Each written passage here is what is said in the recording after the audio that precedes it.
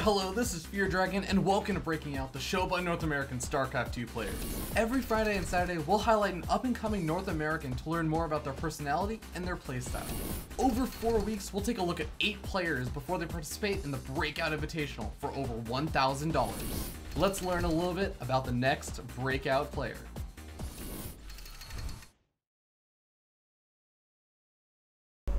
Hello, my name is Diego, also known as Kelazhur. I'm 18 years old, about to be 19, and I play talent for Team Microgamers. I graduated from high school last year, and I also worked at my family's restaurant for 3 years as a cashier/bartender. But we went out of business last month, and I've been spending most of my time on StarCraft since then. I also like to stream a lot, so make sure to check me out. I am recognized as a Brazilian player, but what most people don't know is that I was actually born in Florida, USA. Son of an American-Brazilian couple. I came to Brazil when I was 3 years old with my family. So yeah, I'm actually American as well. My playstyle consists of lots of scouting and gathering information. I make up for my mediocre micro with preparation and solid macro. But on the other hand, I'm also willing to take risks, since the biggest risk in life is to take no risks at all. I deserve the chance to be the next breakout player because I want to prove there are good players in Latin America, that we should not be forgotten or underestimated. Brazilians in particular are proving themselves internationally in League of Legends, and I wish to do the same with StarCraft 2. Well, that leads to the next question: what does StarCraft mean to me? StarCraft, it means a lot to me. I have known the franchise since I was little, and the Brood War custom maps were a big part of my childhood.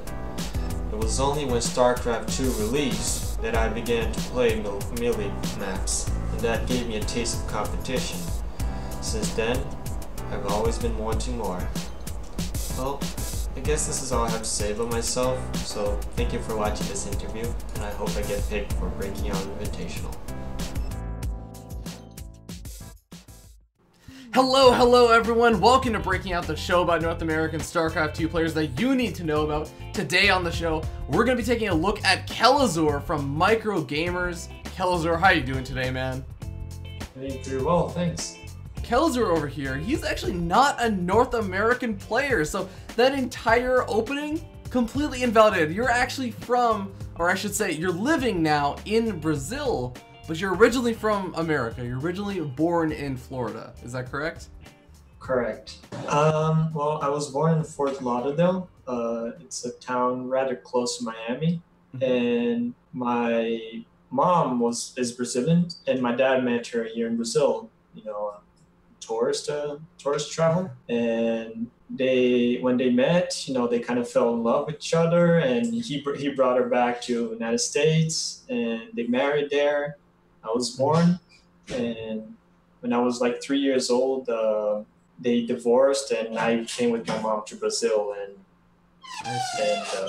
my dad stayed in the United States. I do want to talk a little bit about your qualification, and I mean, you were in fact one of the invites for Breaking Out, but you did also participate in the qualifiers and the ladder qualifier. Is that correct?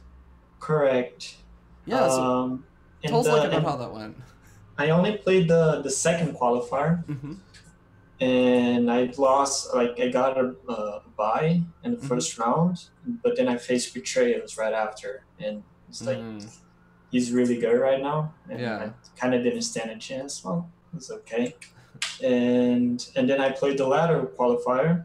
I got home, and I had like plenty of bonus pools, so I thought, well, I might as well try for it, you know. And I just laddered all day long, and I got really close, but Intense beat me to it. Yeah, just barely. Oh man. Yeah. A little bit unfortunate on that side, but hey, you did manage to make it. You definitely turned some heads and impressed a lot of people. You've actually said in your application video, you know, that your playstyle is really kind of it's interesting, because I always hear about players saying like, oh yeah, you know, I have like great micro, and like I have good micro, good macro, like I'm an all-around player. You're actually like admitting, okay, I have mediocre micro, but I make up for it with my information gathering and my scouting. So tell us a little bit more about your playstyle. If you ever check my Twitter handle is actually like the world's worst Marines player. And it's actually like it's joked in my country. Everyone makes fun of my splitting because I like just screw up my splitting and lose like 10 Marines to 2 Banelings and stuff. So I just tend to make up for it in macro, and I'm really good versus gimmicky play since I always played in NA a lot.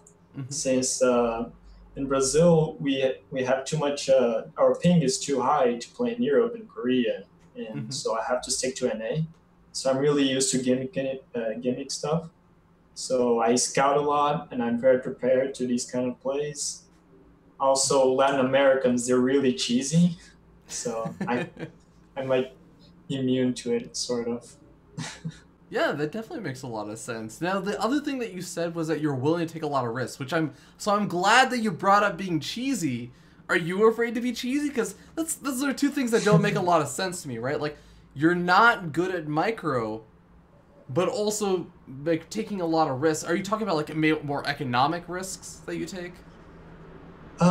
Yeah, like any kind of risks, really. Like, I'm not afraid to like just take half my army and drop somewhere, and as soon as I see the opportunity, even if the gap is really small, I'll try to take advantage of it, because I believe that the biggest risk of all is not taking any risks. It's actually what I'd like to believe. I like that, man. That should be your motto. You know what? If you ever decide to get a second Twitter handle, like the first one doesn't work out, that can be your second Twitter handle. It's going to be a really long one. It's going to probably take up most of the characters in tweets, but it'll be worth it. Maybe I should. All right, but you know what? You talked a little bit about micro. You talked about Banelings, splitting versus Banelings.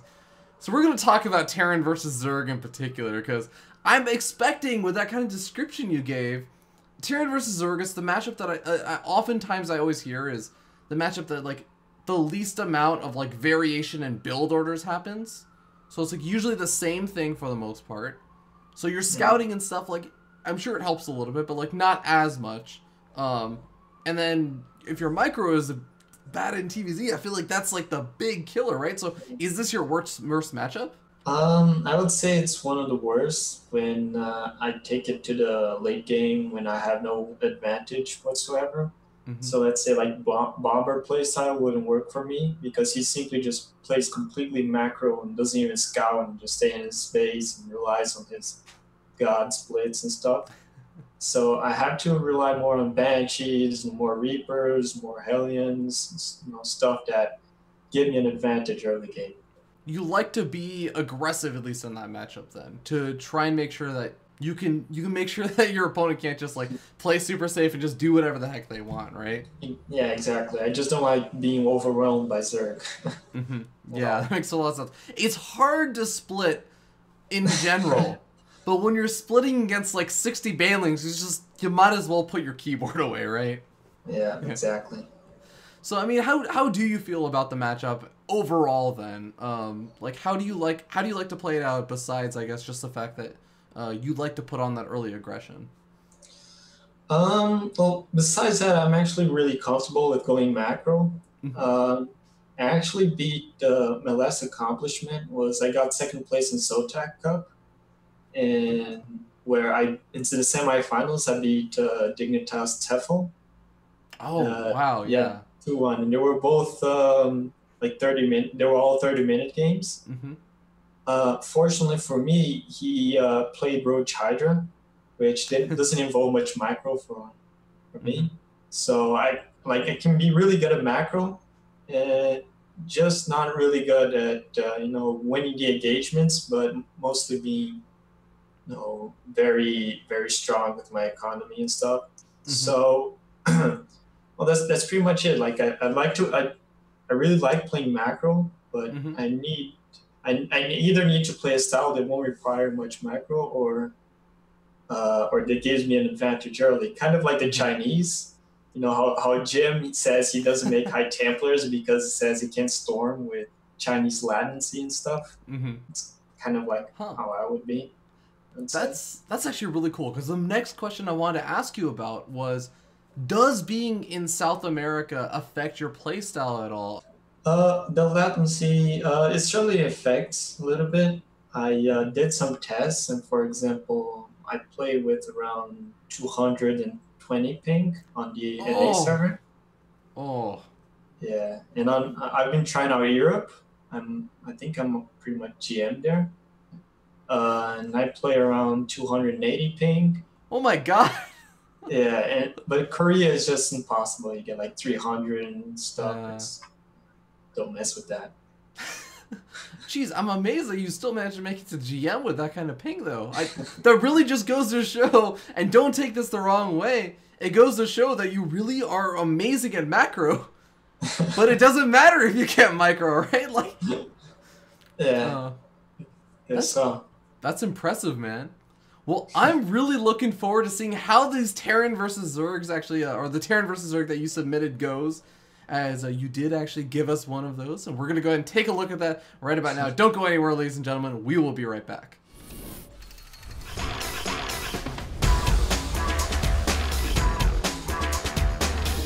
It's game time! Terran versus Zerg.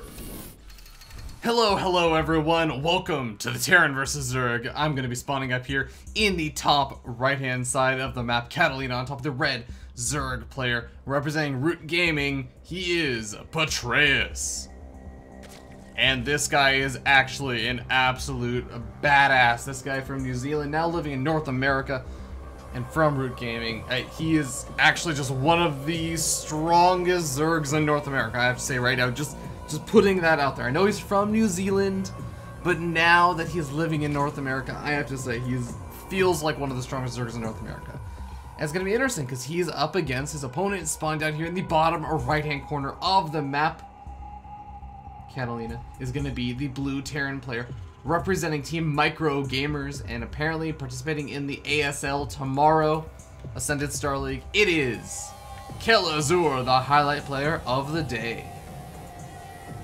Oh no, sorry, Root Gaming is participating in the Ascended Star League tomorrow. Or no, sorry, actually no, it's the ASL Prime season right now. So I guess that Patreus is in fact playing his match for the ASL. That actually makes a lot more sense. So this was sent a little while, or you know, fairly recently. It's from actually this most recent patch. Okay, not the most recent patch. It's from 2.1.4, not 2.1.5, but it is a fairly recent replay. And I'm pretty curious to see how this is going to go. So again, this is from the day of Kelazhur. So we're going to be looking to see exactly how he plays out his Terran versus Zerg. We're going to get a feel for it. He kind of mentioned to us, you know, nothing too crazy that he likes to do necessarily in the matchup. But he does get most of his practice from ladder, and this is a ladder replay as far as I am aware.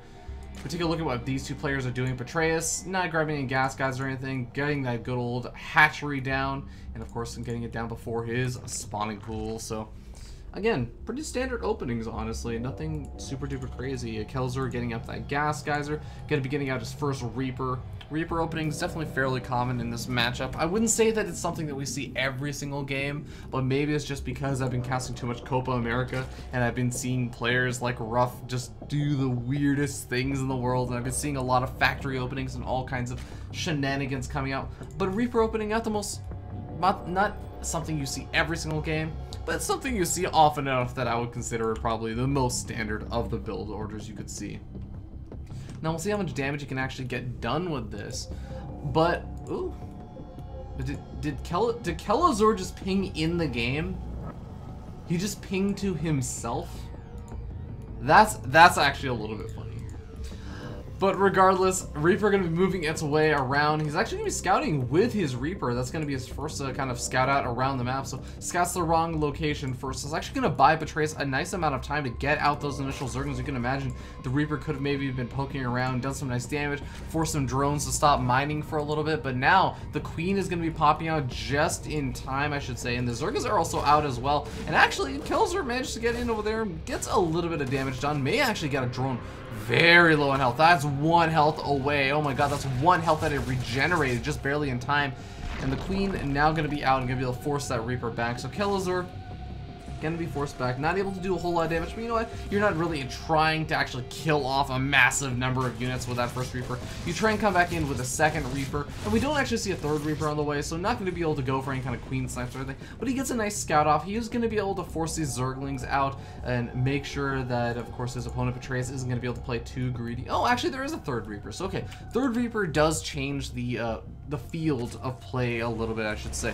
He can now actually start going after that Queen if these Zerglings are not engaged in the battle, and actually, with how fast he's taking out these Zerglings, he may very well just be able to do just that, but instead he's actually going to be going after the drones. I do like the decision regardless. Going to be able to kill off all of these Zerglings and just going to back out because he does not want to lose these Reapers right now. They are basically his map control, and this is what allows Kelazhur to do things like get up this natural expansion kind of uncontested, no Zerglings being annoying or anything. He's going to be able to get up this reactor factory, get out the Hellions, and again, everything that these two players are doing looks totally standard. 3 CC actually coming out from Kelazhur after that factory finishes up, but Betrayus, he spots pretty much everything. Pretty much everything? I'm not sure. We'll have to wait and see if he actually spotted everything. But the Queen's going to be very annoying over here. Going to force those guys out. And oh my god, Betrayus. Betrayus, you are right there. You are right on the cusp of seeing that CC, that third CC. Now, it's something that Betrayus may kind of be expecting in general. And oh my god, these Reapers are doing a lot of damage. This hatchery is getting really low. Oh my god, he actually forced the cancel. I didn't actually know that. 3 Reapers out DPS a hatchery building. That is very good to know, it seems. The Zerglings should be able to at least force these Reapers back for a little bit, but Betrayus, I mean, he's been cutting it close on the defense. He's actually lost a handful of these Zerglings. 11 Zerglings have gone down just to these 3 Reapers, and you can see 0 units lost so far for Kelazhur. So perfect game, technically. Perfect game from Kelazhur. No complaints. But he's going to be getting up the double engineering bay wall off. He's going to just be gearing up to do that good old macro mode that he definitely does seem to like. Of course, the Reapers and the Hellions are going to be able to continue to put on a little bit of pressure over here on Betrayus' third. Betrayus really does need to get that creep spread going, though. He has enough energy on a lot of these Queens to start that creep spread going a little bit faster. That would definitely help these Queens out and kind of getting over to the third and defending, but I guess he just wants to get there ASAP and not really take too much more damage on this third expansion. The Reapers and the Hellions, god, they get this hatchery so unbelievably low. Look at this. It's going to only finish up with maybe 500 health. That's actually going to be enough to probably be sniped off fairly easily by the Reapers and Hellions, or even just any kind of follow-up push, any kind of counterattack. Zerglings now going in over to this wall, and they see, okay, there's not a whole lot we can do over here, but now Kelazhur running into the natural expansion, bypassing all the Queens that are actually still sitting over by the third expansion, and now he's going to be able to run up into the main base. He's going to be able to get some nice damage done over here, and look at this. Already 8 workers killed so far, though. Oh god, the drones are trying to split up, but they're not doing too good of a job of it. Betrayus now finally getting some of those final splits up, but the Zerglings are now coming in, and they're getting filtered in behind through the spawning pool in the mineral line. This is not exactly where he wants to take the engagement, but he does finally surround everything and clean it up. But at the end of the day, all you have to do is take a look at the unit counting station, or the units lost tab, and see it is 900 resources lost for Kelazhur, but 1,430 for Betrayus, and that is actually just really painful. You can see a Zerg player at this point in the game that is down 10 workers to his Terran counterpart, who has now finished up a third CC and is actually floating it over. If he's able to secure this third expansion, oh man, Betrayus is going to be feeling fairly uncomfortable, I have to say. That run by definitely did a massive amount of damage. Now, you have to remember, though, that Betrayus did manage to kill off quite a few of his opponent's units. Though a lot of Hellions went down, the Reapers went down, and those were important units for Kelazhur because those were his map control units. Now he has a handful of Marines. That's great, but if Betrayus actually is able to get out a decent number of these Zerglings and just try and deny this third expansion for a little bit, that could actually cause a little bit of problems for Kelazhur theoretically. But actually, the more that I'm looking at it, Kelazhur is getting up his medevacs. He's going to have enough Marines to at least thwart this many Zerglings. And right now, Betrayus is just focused on making more drones. You can see he's catching back up to the drone count. He kind of wants to be at 66 drones, kept making a couple more, getting up Aspire. Betrayus is just kind of using his larva to try and catch up. He doesn't want to just overcommit to the aggression, because if he overcommits to the aggression and he doesn't get anything done, well then Kelazhur is even further ahead, and that's really not a situation you want to put yourself in as a Zerg player. So he's going to allow Kelazhur to get up this third expansion and just try and do everything he needs to behind this. He's getting up his Banelings, he's getting up his Zerglings, he's getting up his 4th expansion, his Spire and everything. The Spire are going to be a little bit on the, I don't want to say on the later side, but it's definitely not going to be done in time for this push. He's not going to have any Mutals to actually thwart the medevac, I want to say, but you know, Kelazhur taking his time, moving around, hasn't really gone on the creep to try and clear it up at all. Only just now going to be throwing down one of those scans. Going to miss a couple of these active creep tumors. No, actually manages to get them, but there are still a couple left over. Oh wow, I'm surprised that one was actually still in range, but oh my god, the money scans actually. Kelazhur are getting so many of these, but now we end up seeing the Banelings coming in. The Mutal's not exactly out, so he can just lift up. And a couple of the Marines go down, but I mean, he managed to get quite a few of those creep tumors. He managed to force Betrayus to use a lot of those Banelings to try and clean up that defense, or clean up that attack, I should say.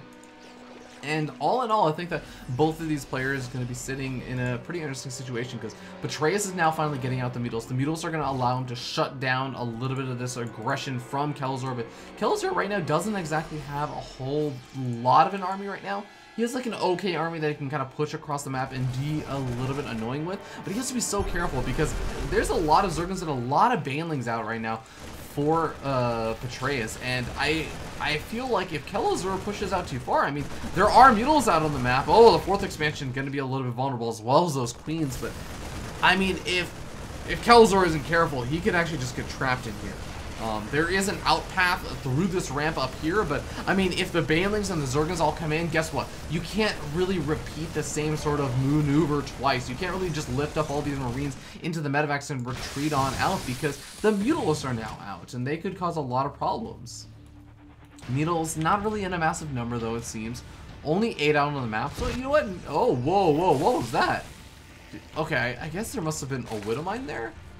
I guess there must have been a Widowmine that I just did not see because we saw some Banelings actually exploding. I don't think that it was a miscontrol by Betrayus, but Betrayus now going to be able to clean up a couple of these Marines. The splits are really good over here for Kelazhur. It's becoming really hard for Betrayus to actually get some efficient trades on those Banelings, but you know, he doesn't have enough Zerglings over here to try and clean up the rest of this army. A lot of the Widowmines actually getting taken out before they get any kind of shots off, and Kelazhur coming in with the reinforcements isn't actually going to be enough. It looks like Betrayus should be able to, with some good Baneling hits, clean up a lot of the army, but no, it's just barely not quite enough with a couple more reinforcements coming in for Kelazhur. 2-2 already finished up for him, and Betrayus also sitting on 2-2 actually. His Mutal is still sitting on 0-0, but he's about to get that +1 flyer attack. It's going to be helpful in taking out some of these units while the Mutals are not under fire from the actual Marines themselves, but a lot of Banelings going to be finishing in at the last second for Betrayus. He should be able to get up a decent defense, but god, this is such an exploitable position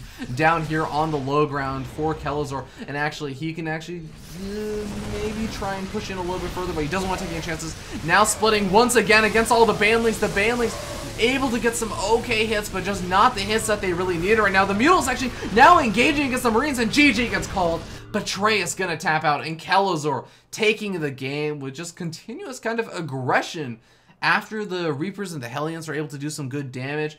I think that Betrayus tried to kind of play a little bit more on the greedy side, try to take a 4th expansion, just try and drone up as much as possible. And it kind of worked out. He seemed like he was going to be able to stabilize, but Kelazhur just kind of macroed out like a madman off of all of these barracks, off to the starport, and of course even the factories producing those Widowmines. Was able to get out a really solid economy with that early 3cc style, and was able to push on in. But guys, that's going to be it for this game. Look forward to the analysis segment coming up next. I'll see you guys there.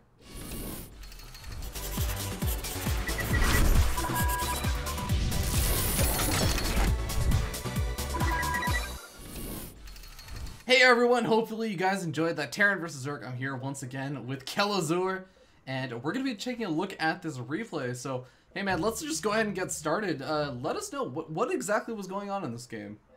I played versus Days. He used to be an old teammate of mine. So I'm aware that he likes to play a lot of Roach Hydra, which is what he's really good at. Which allows me to be a little bit greedier. See that he doesn't like to build Banelings at all, I guess. So I just try to be as greedy as possible. So I'm just going for a standard Reaper expand. Sometimes I expand on the high ground because it's so popular for people to build like early sixlings. So, but since he's kind of greedy, I just try to get as many drone kills as I can, be as greedy as I can behind it. Yeah, you actually said in your interview, like, I feel like you lied to me a little bit, man, because you said your micro wasn't that good, but your Reaper harassment in this game is actually kind of awesome. Yeah, I mean, I have to do it on Catalina, right? It's such a great map for Reapers, so I always try to go for 3 Reapers here. And you can see that Daisy went for a gasless build, which allows me to cause even more damage, you know, take advantage of it. Yeah. I guess I'm okay at microing at these parts. So I wasn't lying like completely to you. I did manage to get lots of damage with these Reapers, for sure. Yeah, and I think what I really like about it is the fact that you keep them alive until even the Hellions are out. That's something that a lot of Terran players do. What you do that I really liked was that you would still have your Hellions out at the front, and you would continue to harass with the Reapers in the main base, and you would keep them alive even then. So like, it was actually at the point where the Zerg player has lair tech finished, and you're still harassing with the Reapers. Yeah, that's actually a great point, because whenever you scout that he's going for a gasless build, and especially on maps like Catalina and Foxtrot, I think that you gain more from, you know, just harassing with your Reapers continuously, since they don't have speedlings, instead of just, you know, trying to catch queens or poke the front with the Hellions. So I just keep the Hellions to not allow him to get a third, while I harass with the Reapers and I get as much info as I can on the main and stuff. Yeah, harassing like with the Reapers only is definitely underrated. Yeah, no kidding. It's something I really enjoy seeing. But okay, the Reapers, they're going to continue to do their awesome thing. What else is going on in this game? So behind it, I went for a fast third CC. I know that he went for the standard double gas and a natural, you know, at 5 minutes, 6 minutes. And what I could have done is I could have expanded on the low ground already, but I guess I wasn't feeling that reckless. So I'm mostly focusing on my Reapers and Hellions and just getting my production up with barracks and stuff. Also, one thing that I would reconsider this game is expanding towards him. Sometimes I like to do that because I like to have the third CC closer to where I'm attacking, so I can keep on, you know, constant aggression. But it was a little bit reckless by me, and it could very potentially backfire. Yeah, and that actually really does bring up the question, like, when do you think is a good time to expand toward your opponent? When is it a bad time? I would say whenever you see that he's going Roach Hydra or he's going Roach Bane, because they're both very aggressive builds, and you just want to be as defensive as possible to survive the 2-2 timing from the Roach Hydra, or the big Baneling busts at your third timing for Roach Banes. So it's mostly about information. I see. I mean, you've had plenty of that. Again, this keeps going back to those Reapers that have been like constantly darting in and out, and only finally are they kind of getting pushed back by the Roaches. But how are you feeling at this point with like this big Roach attack coming across the map? I mean, you've definitely prepared for, like, you have a ton of Marauders out already. Yeah, I was definitely prepared, but I did delay my medevacs, and the second stim really hurt my army. Yeah. So it was at this point that I knew that I had to back out and wait for my medevacs. I was wondering what happened to them. Maybe I delayed the starport by accident. But you definitely need to get those medevacs as soon as possible if you want to secure a third, especially versus lots of Roaches, because you can just pick up, you know, heals in. Yeah. But in this case, you just delay until medevacs are out, maybe your first tank. It really helps. So as soon as those medevacs, I'll try to move out. Yeah. Regain control. Makes sense. Now, are you feeling like you're at all behind or anything because this third expansion got forced to lift off, or do you feel like, you know, it's acceptable at this point? Actually, versus Roach Hydra, it's really acceptable for you to delay your third. Especially when he's going 1-1 Roaches. he's going to have the army advantage for a while, and it's just a matter of army composition. Like, he's going to have more army value, but as soon as you get your medevacs out, your army is just so much better, so much stronger that you can actually get your third. But until then, it's okay for you to delay your third. You know, it's just part of surviving against 1/1 roaches into roach hydra. Yeah, definitely.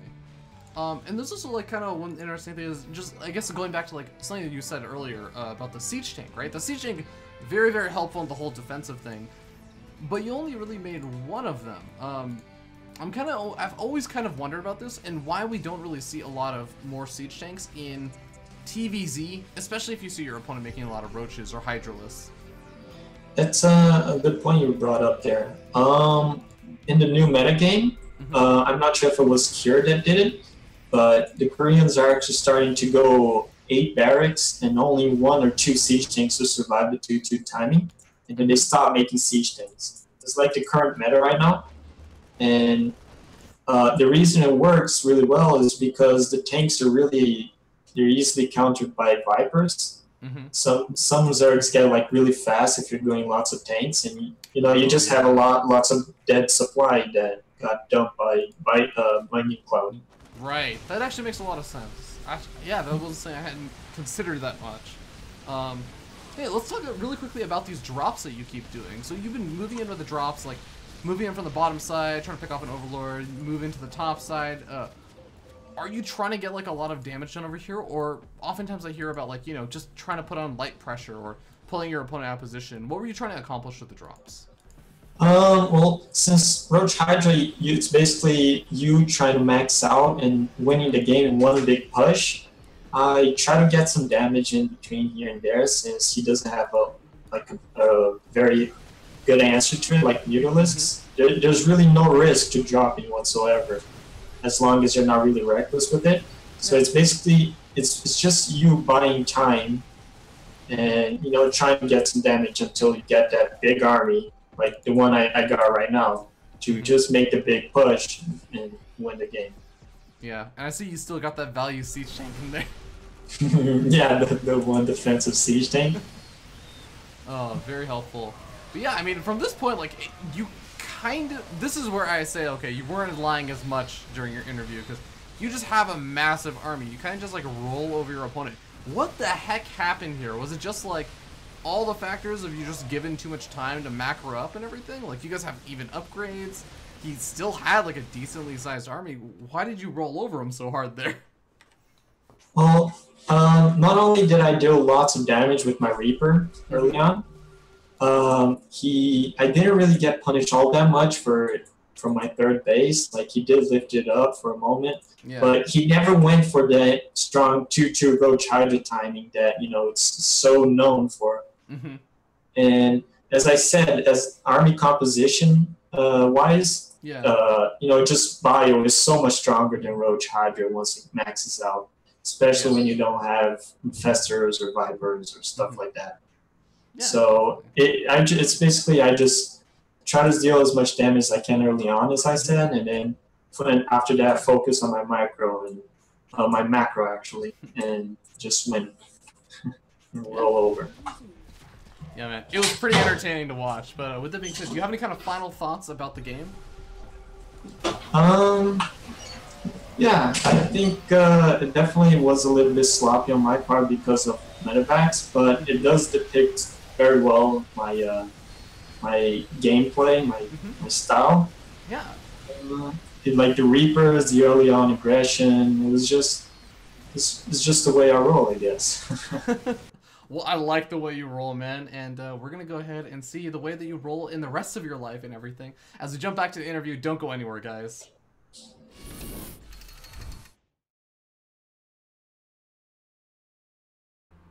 Hello, ladies and gentlemen. Welcome back from the Terran vs. Zerg. I'm here once again with MgZ Kelazhur, and we're actually just going to talk a little bit about your life, Diego.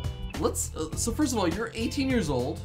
You just finished high school. You said that for a while you were actually working with your family as a bartender slash cashier. So, but recently they went out of business. Can you tell us a little bit more about that? Sure. My mother, she opened up a restaurant in 2010. It was in December, and I was too young at the time, so it was basically my mother and my brother running it. While my dad lived in the United States, so he didn't have much to do with it. And I only wash cups and stuff like that but I worked there for like 3 years, and my brother left after a year. It opened up, and he moved to the United States to do college and stuff. So I ended up, taking his position as both as a cashier and a bartender. So I got some experience in that.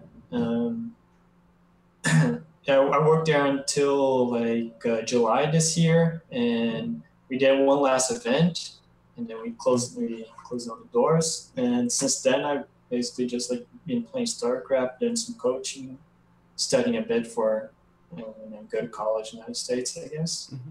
That's pretty cool. So it sounds like you have some kind of nice life experience and working around and everything. I'm kind of curious though, like you said it opened up around 2010. You were doing high school at the time, and you were also working as a bartender slash cashier, and you were also playing StarCraft. Like, how the heck did you balance that, man? Well, I didn't get really good until 2013. Mm-hmm. And it was when I started to slack in high school a lot. I used to that was your last year, right? That was the last year. Don't even worry about it, man. You're allowed to slack on your last year. Yeah, I would skip the last classes and just go home, play some, get some games in there and stuff. But I even though I worked a lot, I always managed to play a few games, and mm-hmm. I guess I was kind of natural to video games. Like when I pick up a new game, mm-hmm. I usually get really good at it really fast. If you give me a day or two, I'll probably be better than average at it. It sounds like you do. I mean, obviously it's very unfortunate, but now I guess one kind of benefit is you have a lot of time for StarCraft. Are you getting any kind of additional income or anything? Are you winning a lot of random things and bringing that money to your family, or? Well, my family, my mom just moved to the United States 2 weeks ago. She found a job there. Yeah, so she basically sold everything here and started a new life there. Since mm-hmm. Things are here really hard, and so did my dad. He moved last Monday, and he's also found a job there, and they're both starting anew. Mm-hmm. My brother will be moving in soon with them. Mm-hmm. I'll also have to find a job to help out the bills since I don't make a lot from StarCraft. Yeah. But there will be 2 LAN tournaments in December in Brazil. So I figured I would wait until then. So I played these 2 tournaments since the prize pool is one is $2,000 and the other one is $3,000. Mm-hmm. So I'll just wait it out, try to win both of these, and move to US, I guess. But as for your question, I guess I didn't answer it. But the little money I make from StarCraft is from coaching and Latin American tournaments. I just give it all to my parents. To be entirely honest, it sounds like you come from pretty humble beginnings, so I really do wish you the best of luck and all that kind of stuff, and especially in those tournaments. Go knock them dead. I'll be rooting for you, man. But yeah, let's actually talk a little bit then about your Terran versus Terran, because this is also about your actual playstyle, and I want to hear more about how you feel about it. So you've talked a little bit about your playstyle overall, that you are not a fan of micro. You feel comfortable in late game macro situations. And against Zerg, you'd like to put on aggression. How do you feel in TVT? I would say TVT is my worst matchup because I don't have much understanding of the matchup. I have been getting better at it thanks to Happy, I guess. Happy, Empire Happy, he's really good at TVT. I just subscribed to his channel, and it turns out he sends out like repaid packs every 2 weeks.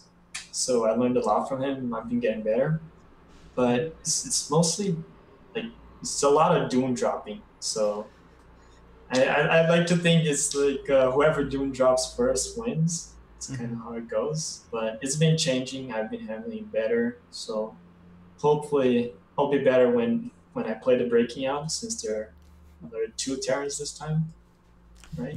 Yeah, I mean, you ended up in the season with the most Terrans around. This is the only season that Terrans have qualified for the show without being invited. Every other season, we only had 1 Terran, so you got your work cut out for you if this is your worst matchup.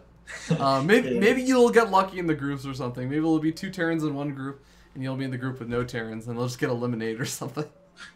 Hopefully. But I'll do my homework. I'll improve by then. Yeah, of course.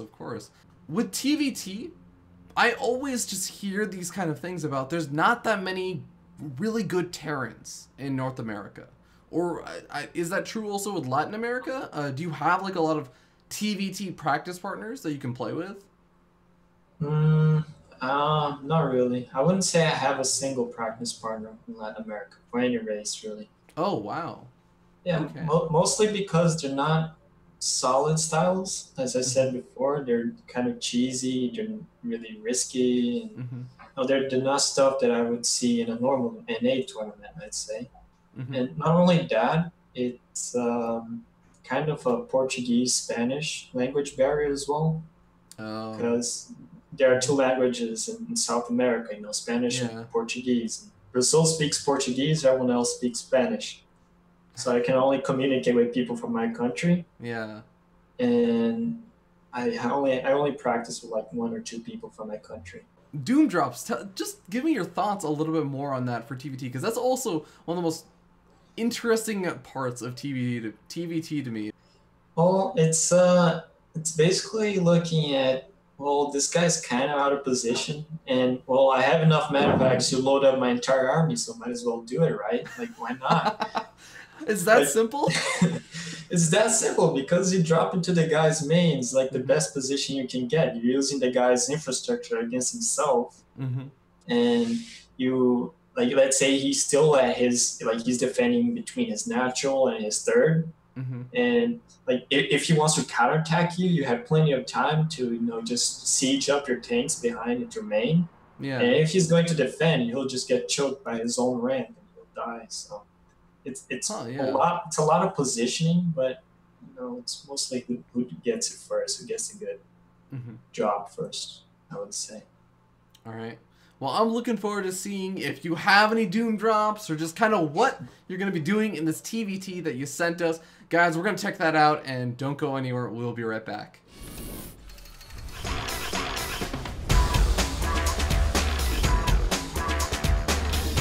It's game time! Terran versus Terran. Hello everyone. Welcome to the Terran versus Terran. I'm here with nobody, actually. It's just a solo cast today, guys. But we still have an awesome game in our hands here today. So let's go ahead and jump in and introduce the players as we spawn down here in the bottom right-hand corner of the map. Nimbus. On top of the red Terran player representing Team NRS. It is NRS's Cross, who apparently thinks that he's playing against Major, but he's not. Instead, he is playing against his opponent, spawning up here in the top left-hand corner of the map as the blue Terran player representing Team Micro Gamers, and the highlight player of the day. It is Kelazhur, saying he wishes he was Major, because if he was Major, he would have won every single Copa America since he started entering Copa America, which would be pretty damn awesome. But regardless, he's going to be Kelazhur, and he's still a pretty damn strong player, and has actually done pretty well for himself in the Copa America seasons. Looking forward to seeing him do even more in the future seasons to come. But regardless, TVT on our hands, guys, and gas first coming out from both of these players. Slightly earlier over here from Cross. Now, the earlier gas timings does sometimes allow for a Terran player to go for maybe an earlier factory, so they get up that nice and early barracks. But oh my god, actually, this I'm almost certain that Cross is going to be going for some kind of very early factory play. It's either that or it's going to be some crazy aggressive, maybe like double Reaper opening, like Reactor Reaper, maybe even double Reactor Reaper. I don't even know. There could be some crazy things you can do in this matchup. But on the other hand, Kelazhur also going to be able to have a decent amount of gas piling up by the time this barracks finishes up. He will either be able to plant down a factory, or he could even just throw down a reactor or something and, you know, play it out nice and safe, get out a Reaper, get some nice scouting information off. I mean, it is possible to scout with a Reaper on this map because there is, of course, this ridge over here as well as this ridge over here. So it's kind of difficult to shut down Reaper scouting on this map. But at the same time, I think I wouldn't be too surprised to see factors. Yeah, factors coming out from both of these players, Reactor coming down, just because it's such a big map, especially with the cross spawn position. I mean, these guys don't actually know that it's cross spawn position just yet, but it is a fairly big map, so you know what? Why bother even going for the Reaper? You're going to be fairly safe. Just get up the factory and go to a starport or something, and you know what? You can go for the Banshee harass. You can also just get out a Raven and be prepared for Banshee harass. There's all kinds of crazy fun stuff you can see. Reactor going down for Kelazhur, second one actually, and that's going to allow him to get a little bit of the jump on the gas count. So interesting if he's maybe thinking about Cloak Banshees then. I was again just talking about the Cloak Banshees being fairly common these days in the matchup, and I think it's honestly a pretty strong option. Now over here we have Cross without his second gas geyser, so this is also going to allow him to maybe get something that's like, you know, open up with a Viking or something, but he could also go for a Banshee maybe without Cloak. All kinds of possibilities. And you know, something that's worth talking about is that there is actually like a decent amount of space, I want to say, back here on the backside of Nimbus. And of course you can come in from a couple different angles. You come in from the top side, you can come in from the bottom side, and I guess you could try and come in from like straight down the center, and you can poke in over here to see, okay, do you have a natural expansion? No? Okay, well then I'll go into the main base, try and pick out some of the Marines as you start to come in, but I really do like to see players be a little bit sneaky with their Banshees. A Raven actually going to be the choice from Kelazhur. Now, of course, extra gas, Raven, it does kind of make a little bit of sense, and of course, as I was saying, Raven's going to be very helpful if you're dealing with your opponent going for some kind of crazy aggressive Banshee play. But actually, no Tech Lab ever dropped down over here for Cross on the starport. In fact, he's actually just made a lot of Marines, actually also made a Hellion or two, and has just been poking at the front, trying to see what scouting information he can get.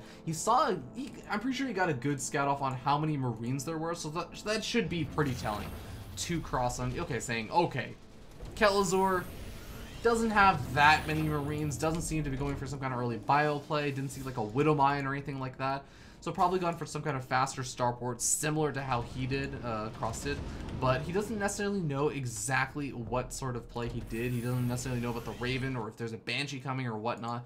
So Cross gonna go ahead and just drop into the high ground, and actually this is gonna go completely unscouted by Kelazhur. A really nice elevator play from Cross. He's also gonna be able to get the Hellions up there. That's actually gonna be a really big maneuver, because you have to remember that these Marines, they're gonna be taking a lot of damage from those Hellions if they decide to group up. But if they don't decide to group up, then guess what? These Marines are just gonna have a much better situation, a much better concave, if you will, than Kelazhur. Now Kelazhur also does not have any medevacs out. This medevac over here for Cross is going to be super duper helpful. Viking actually now landing for Kelazhur, just to add in a little bit extra DPS. The Sea Shank as well, now coming in, a lot of focus fire going down on the Sea Shank, but Kelazhur managed to push it back, and actually a couple of SCVs going down here and there for Kelazhur. Is he actually going to mind this too much? I mean, he does have the natural expansion command center on the way. The SCV also survives, not going to be able to cancel that at all, and it looks like Cross may be thinking about coming back in to cancel off the command center, but no, Kelazhur forces that entire drop out all the way home, and guess what? Cross does not have a natural expansion on the way. He's only just now thinking about starting that.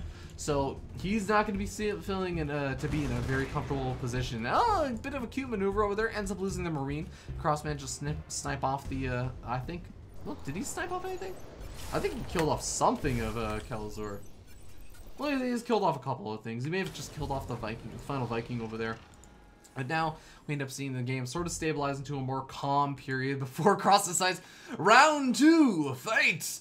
And two Sea Shanks also joining Cross on this push now. I'm curious if he's going to try and do another elevator play, just by the way that he's moving his army. He's not moving straight down the center of the map, which would imply that he was trying to move it straight down to the opening, the general natural expansion. He looks like he wants to maybe do another elevator play from this side down over here on this low ground over into the natural expansion, siege up the siege tanks, and then move in with the rest of the army. Now we'll have to see how well it actually ends up working out for him, because Kelazhur has his own units actually loaded up these medevacs, and oh my god, we may have a very, very awkward base trade situation. There's only a single siege tank and a handful of marines, 2 marines left over for Kelazhur, and he's just not going to be prepared to defend this right now. The siege tanks siege up, but honestly, I like the fact that Kelazhur is just immediately abandoning this right now. He needs to just get that back home, because right now his army is on the other side of the map. If he can just defend his main base with the siege tank, with the remainder of the units, it's going to be hard for his opponent to actually unsiege his siege tanks from the natural expansion and move over to the main base. Whereas Kelazhur, he's actually sieged up on the production facilities. As these units pop out, they're actually going to be taking a lot of damage. Look at that. The siege tank from and Cross immediately taking a ton of damage. And now we see Cross trying to drop in over in the main base, having a little bit of trouble though, because Kelazhur is starting to find his footing. At the same time, we can see that Cross having a little bit of trouble finding his footing, now pulling a lot of his SCVs, taking a lot of splash damage off from those siege tanks. The siege tanks now unsieging. The medevacs actually healing up a lot of these SCVs, amazingly enough, and it looks like Kelazhur going to take an astounding lead in this game. Even manages to salvage both of the tanks. Look at this dropship micro. Oh my god, the siege tanks just doing a massive amount of damage, keeping both of them alive, taking out an extra 6 SCVs. He didn't even need to, but you know what? Why not show off at this point? And now he just has to make sure he can defend back at home. There's a single Viking, a single siege tank, and a handful of marines, but he should have enough to defend this. Auto turret could go down. The Raven getting very low on health, but the auto turret plus the remainder of the SCVs getting pulled up. He manages to hold, and now he's sitting up 23 SCVs. He's sitting to be in a fantastic position. And what is Cross to do at this point? Sure, he has a natural expansion. He's been throwing down the mules at the natural expansion to try and reclaim some portion of the the economy that he just lost, and he's trying to do this damage over here. But I mean, Kelazhur, he's not going to let this command center die. He goes ahead and repairs that back up, as well as actually the Ravens, the siege tanks, etc. And he just, again, he's not stopping that SCV production as long as he just finds a time to land this damn command center again. Oh my god, is he just gonna land? Oh my god, he's just gonna land the orbital command over at the bottom side. And you know what, this is gonna be his 3rd expansion. No problem. Now this drop actually may see the scouting. Oh god, I just hit the back button. Alright, so this drop may see the 3rd expansion if he ever decides to move back in after all these auto turrets expire and stop the drop from coming in. I never thought I would say that. The auto turrets, basically missile turrets right now, stopping the medevac from safely moving in without taking damage. Look at that. He can't actually even get in close enough to scout out that natural expansion and see if it's been reestablished. And in fact, he's actually just going to head on home, but is he actually going to be able to deal with this push out? Oh, we actually have Cross now dropping in from the backside. I really like this maneuver from Cross. This may be what he needs to do to try and come back in this game. And you can see over here, Kelazhur, he's had a little bit of trouble kind of reestablishing that SCV count. But finally, we end up seeing the medevac retreating on home. Kelazhur leaving a couple units back at home to defend against the drop as he moves out with the 4 siege tanks, the Raven, and just a massive number of units that, you know, if Cross is not prepared for, I mean, he does not have Stim actually finished up just quite yet. I mean, Kelazhur does, and he also has the medevacs and the siege tanks to back it up, but if Cross is not able to finish up his Stim in time for this push, in time to at least try and get up some sort of defense for this push, I feel like this could very well just be the closing finisher of the game. The first barracks gonna be falling, the reactor gonna be falling soon behind it. GG gets called, and Kelazhur gonna be taking the Terran versus Terran today. So guys, thank you so much for tuning in for that one. We're gonna be jumping into the analysis segment with Kelazhur. Again, if you were, I don't think I mentioned this in the last game, but I'm sure you guys did notice it. But the analysis segment this week is going to be a little bit different from the actual games, just because there were some random replay bugs where I couldn't load up old replays. So unfortunately, we did the analysis segment on different games than the actual casted games. But guys, thank you so much for tuning in for this. Don't go anywhere. We will be right back with the analysis.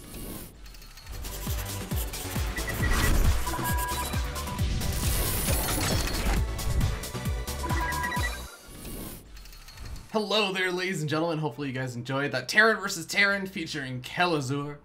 And of course, I think you were saying this before. I want to get confirmation. It is H2O Mario but now in Team Dust. Exactly. We just switched off the HTO. Which just blew my mind. Oh my god, that was so confusing. But yeah, tell us about this TVT, because you said in your interview you weren't really sure what didn't feel super confident about like what was going on in the matchup. But this game looked pretty. I mean, it looked pretty sick, man. I'm not gonna lie. In TVT, I just try to play out, what I see, what is most common.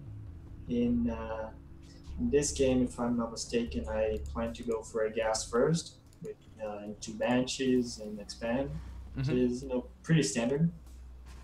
I know Mario, he always goes mech, which anyone who knows him knows that. So I want to get those extra 3 barracks and double tech labs for Marauders as soon as possible. But it's basically what I try to do is get as many medevacs as fast as possible in Doom Drop. Like I said in the interview, like TVT is whoever Doom drops first wins, sort of. Yeah. Unless even though you can get better in defending it, it's very likely they will like just outright die to it. Yeah, that's always a really weird and interesting situation, but you kind of bring up a very interesting point about HTO Mario, or Dust Gaming's Mario's playstyle, I should say, now they use the Dust Clan tag on him, and that he loves going for mech. He's absolutely known for it. What do you think about like kind of metagaming your opponent in those sort of situations? Like their playstyle, so you're saying I'm gonna try and get up fast Marauders as soon as possible. So the way mech goes, it has a really strong late game, but it has a very fragile window. You have a big opportunity to just win the game versus mech, which is when you're getting your 3rd and 4th medevacs out. It's when his siege tank count is really low, and you can like just kill him with your better army value and stim units. You have enough units to just kill the mech player. But if he does play flawlessly, which is kind of required for you to survive the timing, he will take his 3rd, he will like snowball, and things will just spiral out of control because the army for mech is just way too good. Yeah, definitely. Yeah, so I just try to get some damage from my Banshees here. They do end up killing a lot, which is enough to even up the worker count. Yeah.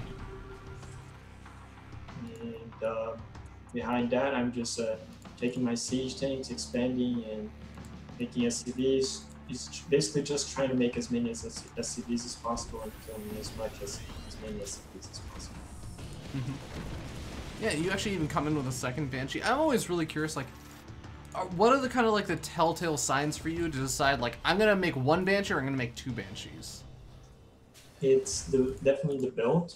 If he went for a more economic build than I did, he went for 15 gas, and I went for gas first and 2 Banshees.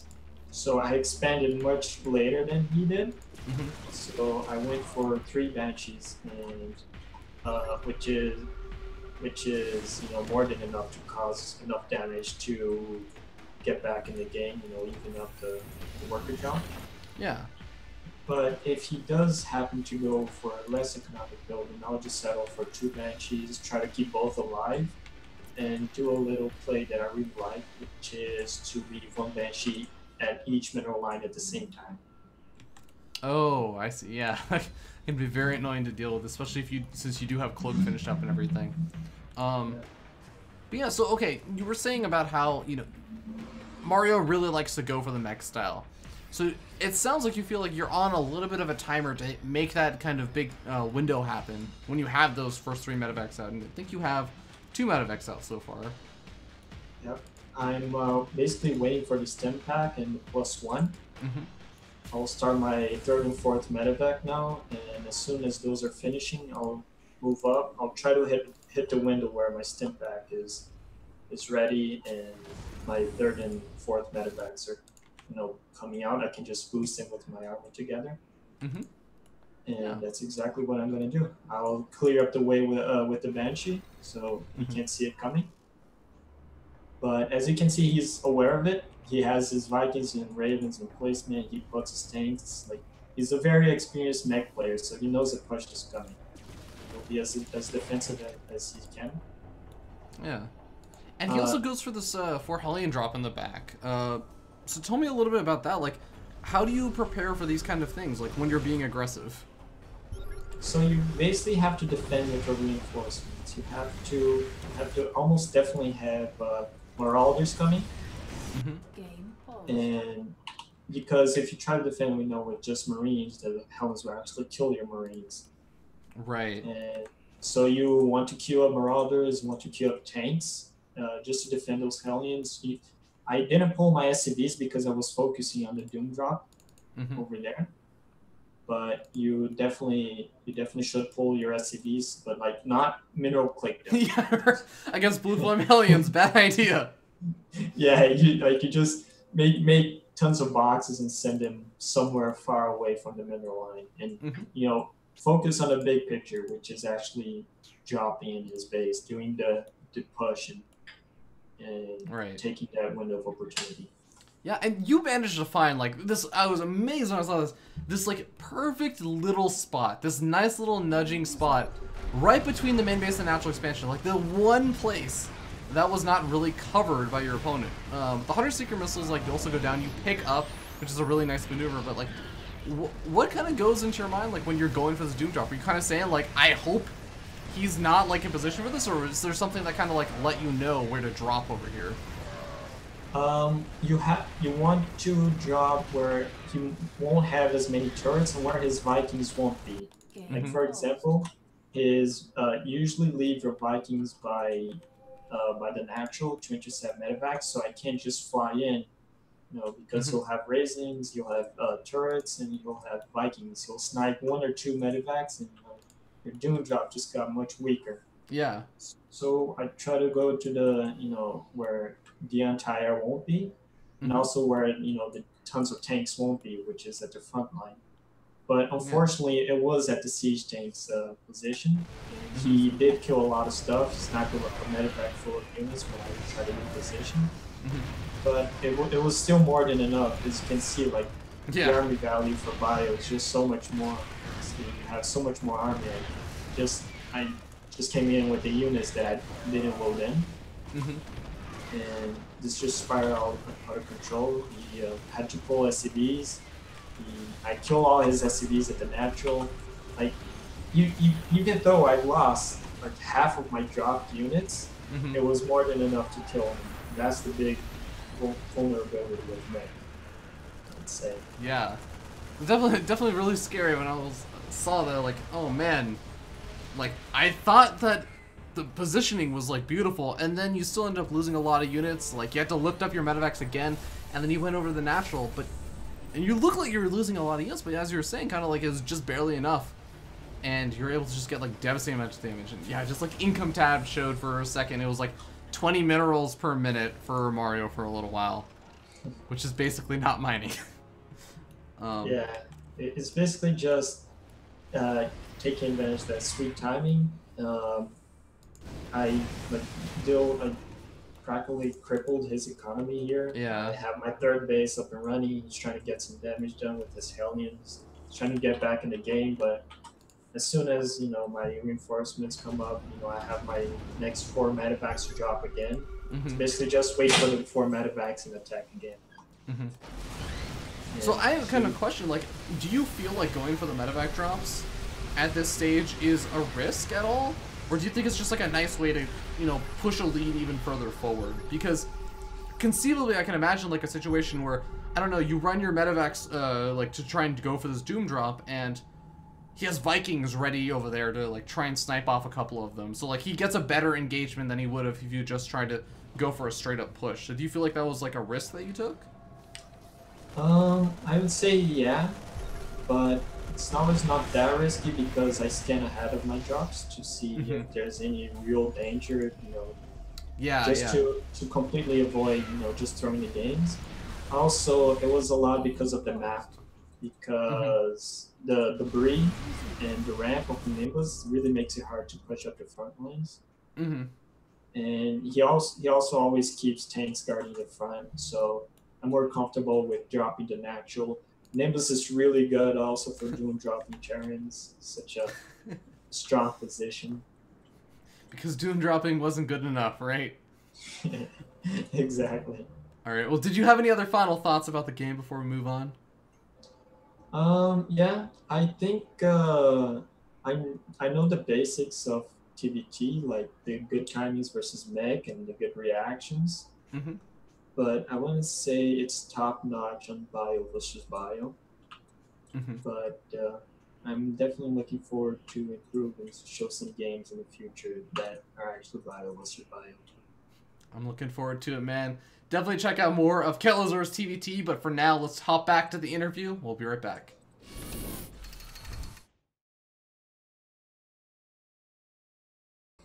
Hello, ladies and gentlemen. Welcome back. I'm here once again with Diego, or Kelazhur, and we're going to be talking a little bit about your team, Micro Gamers. You've actually been on Micro Gamers for a little bit now, haven't you? Yeah, I've been about 8 months, I would say. Yeah, so I mean, tell us, how has Micro Gamers been? What's Micro Gamers about? Because I know they're one of those teams that they have like a lot of really solid players, but they're still sort of on the upswing of people getting to know them. They have a lot of Koreans in the main roster, and in fact, I would say like the professional roster, me and Snake Hips are like the only non-Koreans in it. So it kind of makes it's a little bit hard for Koreans to show up in some clan wars.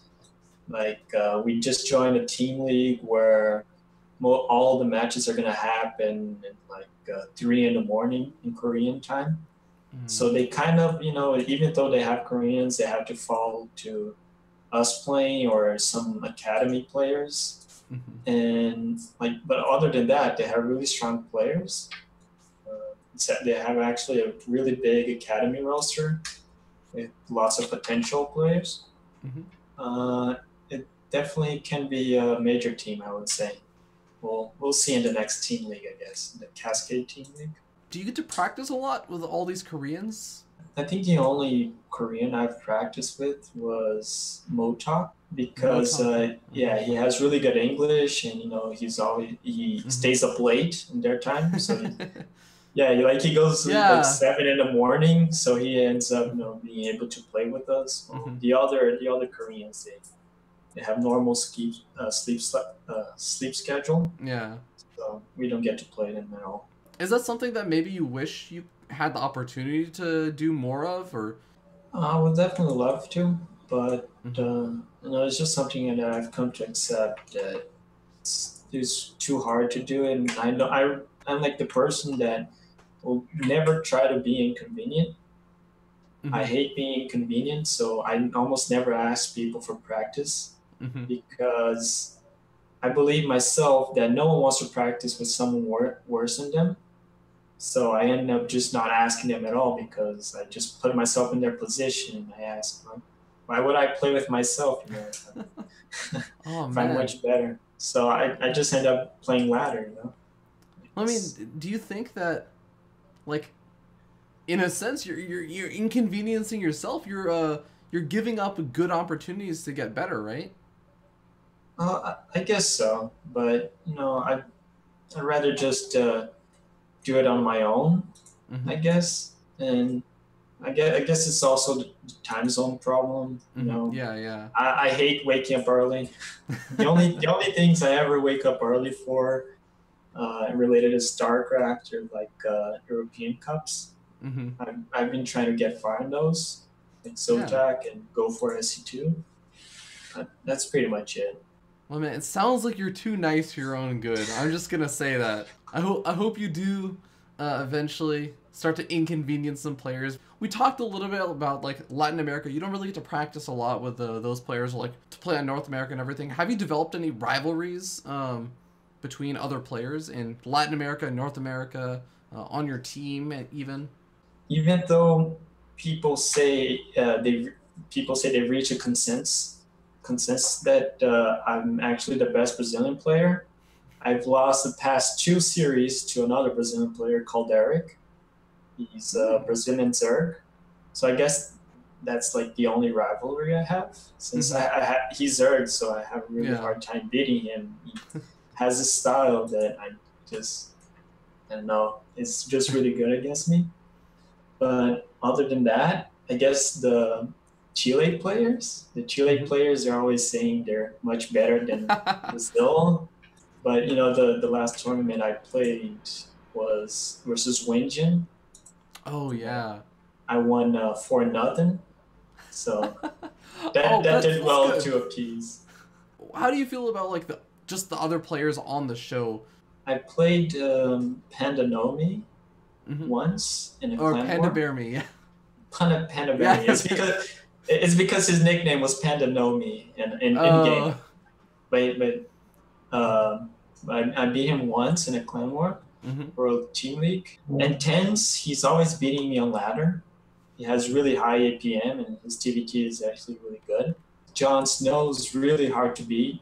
I beat him like once ever. The other players I should have no problem winning, I guess. I'm pretty confident about the others. Yeah, I'm pretty sure I can do it. I just need to muster the strength to beat my big nemesis, I guess.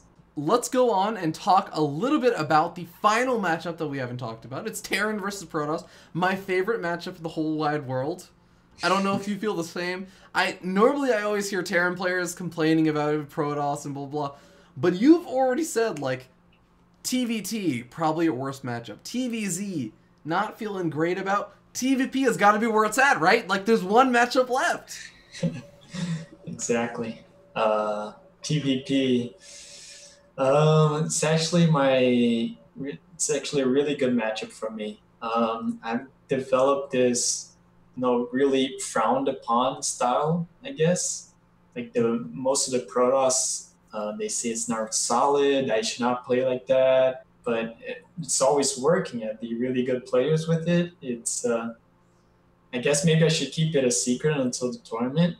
But it definitely it involves a lot of risk taking, but a lot of multitasking as well.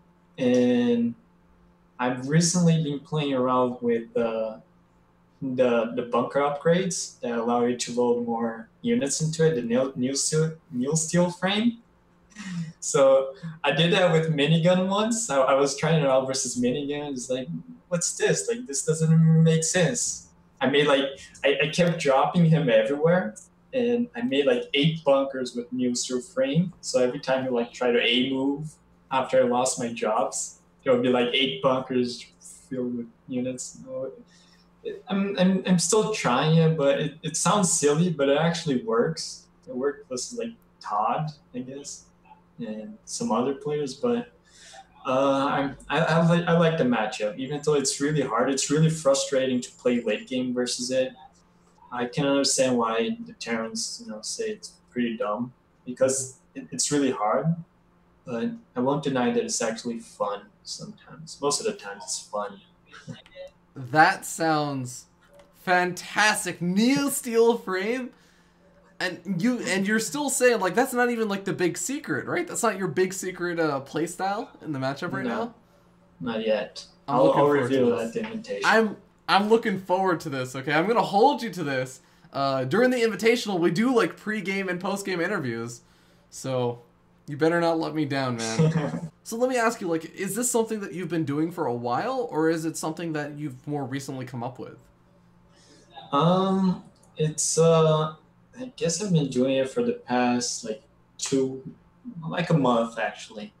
It's after the Widowmine patch, I figured I can be more risky with them because they just allow me to defend pushes after I lose my stuff, so I can deal little damage to their economy as long as I'm actually dealing a little bit of damage, and I'll survive with the Widowmines behind it. So I've been playing around with it, and I guess as long as I'm not too reckless, I can do some pretty good stuff with it. Well, this has also made me very curious about how this Terran versus Protoss that you submitted is going to be going. Guys, only one way to find out. We will be right back. Enjoy this Terran versus Protoss.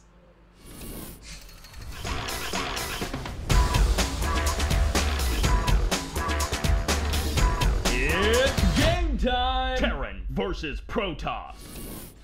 Hello everyone. Welcome to the Terran versus Protoss. My name is Fear Dragon, and I'm gonna go ahead and jump in and introduce the players if you guys don't mind too much. Hopefully you don't, because you can't actually say anything directly to me, because it's all pre-recorded. Blah. As we spawn up here in the top left-hand corner of the map, King Sejong Station on top of the blue Protoss player, representing Team Neuro Soft. It is the European Night End.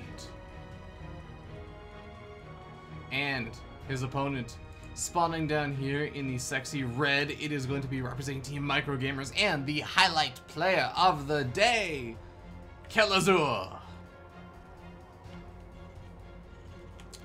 And this is the one I've been looking forward to the most, guys. This is the Terran versus Protoss, which Kelazhur is saying he is feeling really good about right now. Alright, you guys just saw that interview. You guys just heard what he said.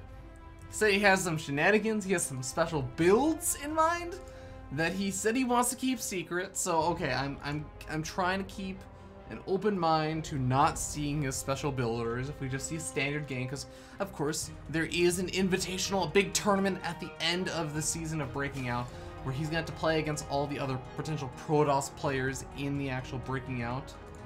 And you know, there's a chance that he may do some crazy stuff like he kind of hinted at, he suggested, like the bunker upgrade. The bunker upgrade that so few people actually ever get, that he actually said, or I would say that I see people complaining and thinking that, you know, the Terran player is hacking, because what's that on your bunker? Is that a new skin? I don't understand. You're not supposed to have that many units in your bunker. And apparently this was not a ladder game because, of course, you can see people are just leaving the game, which I don't think you can really spectate a ladder game just quite yet. Not exactly implemented in StarCraft 2 just yet. But regardless, we're going to see what these two players are up to. As of right now, everything looking pretty standard. Night End is going to be dropping that Chrono Boost on his probes, using all of it up, so probably going to be going for some kind of fast expansion. One gate expand. And honestly, probably similar thing coming out of Kelazhur. He does have the gas geyser up, but has actually been making Marines, so maybe he's actually not thinking about going just straight up for a one racks expansion. He may even just be thinking about plopping down a factory, but wants to wait until he can kill off this probe before he actually plops it down. We'll have to wait and see. Is he gonna do it? Well, actually, he's getting up to close to 400 minerals, and he's actually just gonna go for the reactor instead. So just wanted to hide the reactor, didn't want to plop that out too soon while the probe was still there, but you know, it's not, well, actually, hold on, I totally just lied. I absolutely just lied. The reactor had already been started by the time the probe actually was killed off, so Night End actually has full knowledge of what's kind of going on. And of course, the command center also going to be going down. I was totally full of it, guys. I will be the first one to admit that one. But, you know, expansion coming out of Night End once again. Pretty normal looking build. Factory finally coming down for Kelazhur though, and he's going to be able to do a fast little tech up straight up to Starport Tech. And I have to say, this opening, it's not incredibly weird. It's not the weirdest thing in the world, but it is a little bit less common to see Terran players go for the non-Reaper opening in this matchup these days. Just Reaper opening is so strong at being able to get a nice little bit of vision on your opponent. You force out the Mothership Core, and if it's only a Mothership Core and a Zealot, guess what? You can actually get a decent scout off on what exactly your Protoss opponent is up to. Because yeah, the Mothership Core can hit you, but it's so slow. And same with the Zealot. So honestly, what is there really to stop the Reaper from getting a scout off on something like the Robotic Facility that just went down?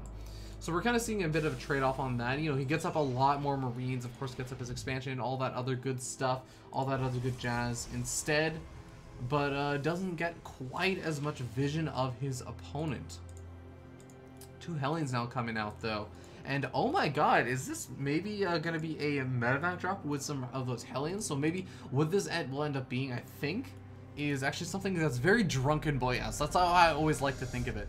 You basically get a medevac, you get 4 Reapers, and you get 8 Marines. And what you do is you put the Marines in the medevac, and then you bring all 4 of the Hellions over to the front. But actually, no, hold that thought. We had 2 of the Hellions actually just scooting on into the main base, trying to roast some of these probes. They're going to be able to kill actually a couple of these probes, so not too bad. And he also gets a scout off on exactly what the tech choice is from Night End, but kind of interesting choice to just go straight over to the main base. Now the medevac is loaded up with all of those Marines. The Hellions could very well now be poking to the front. What I was going to say is that normally you'll end up seeing the Hellions, 4 Hellions going into the natural expansion while the drop goes into the main base. Basically a Protoss player that's playing a little bit too greedy, as I would honestly say. Night End is kind of playing a little bit greedy. He's basically on 1 gate robotics facility and going straight up to robotics bay. So this kind of push can actually do a massive amount of damage to a Protoss player as being this greedy. And you can see why, because he just doesn't have that many units to split up between the natural expansion and the main base. And now you end up seeing the Hellions now in trying to engage against the Stalkers, but the medevac gets picked off with a handful of the Marines still left inside. Oh no, Kelazhur losing the vital key and critical component of this push-in, but he still has a couple of units left over. He's going to see what damage he can get done. Hellions now moving into the probe line, seeing what damage they can get done. The Marines now going after some of those Stalkers. They managed to kill off 1 of the Stalkers. The Hellions actually doing some okay-ish damage. 9 workers killed. The Marines are going to get cleaned up, and a single Marine just kind of realizing it's a little bit late to the party, but honestly, probably better late. Yes, probably better late and never. Better late and never, not better late than never, because that Marine was just gonna die if he just kept moving across the map. But you can see over here that the worker counts are relatively evened up. Of course, on the other hand, Kelazhur does have the obvious advantage of mules, so generally a Protoss player wants to be at least a couple workers ahead of his Terran counterpart. But you know, this has been exchanged for Night End for that robotics bay that finished up so unbelievably fast. It was all off of 1 warp gate, so really honestly a pretty decent hold, all things considered, for Night End. And now he's going to be able to get up the Colossus. If you can find the money to add on more gateways, I was thinking he should be in okay position to either push out across the map or take a 3rd expansion, but instead he's actually just continuing to play super duper greedy. He's going for a Twilight Council on top of all this, and then finally at the end of it all, adding on 2 extra gateways, going up to 3 gateways. I mean, 3 gateways you can honestly support off of 1 base. Obviously that 1 base is not considering the fact that he's producing Colossus, but I mean, it just goes to show how little of an actual army Night End is actually committed to right now. He feels ultra safe right now, it seems, with the advantage of that mothership core, and of course just this Colossus that's now out, with the 2nd Colossus on the way.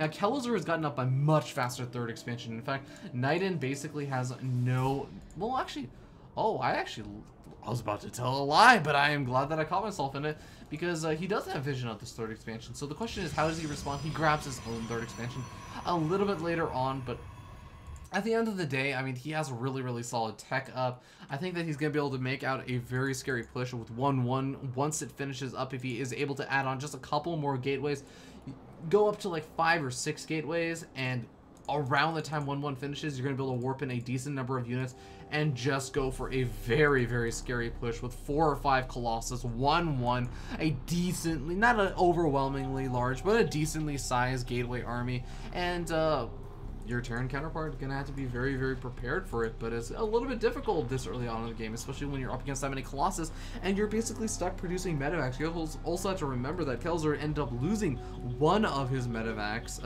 earlier on to that push, but hold that thought. Widowmine actually coming in. Oh my god, it actually is up to 7 kills. This Widowmine actually a total baller. I completely missed that Widowmine shot. But the medevac did also manage to escape. It looks like with the photon overcharge over here, it probably also managed to drop a Widowmine over in the main base as well. But of course, obviously the photon cannon made it a little bit difficult to get a whole lot of damage done over in the main base. But all in all, 17 workers killed. So I guess a majority of those workers from the natural expansion of that Widowmine.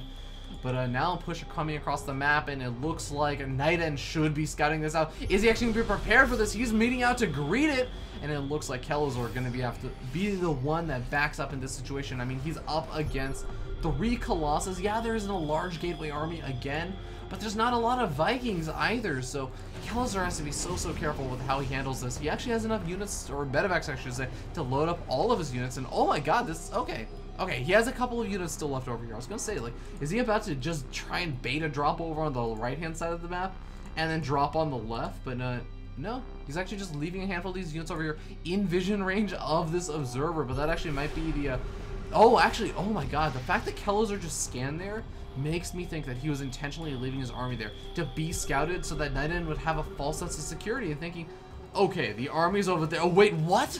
The medevacs are actually now dropping into the main base, and now they're going to be able to take out the cannon. They're going to be able to take out a decent amount of stuff, and oh my god, he could actually go for the robotics, but he could even go for the Twilight Council over here if he so chooses, but no, not deciding to focus fire it down, and now with Photon Overcharge in the mix, Colossus also wailing away at a lot of those Marines and Marauders. He's going to have to get out of there. One of the medevacs goes down, but the medevac did not have any of his units inside of it.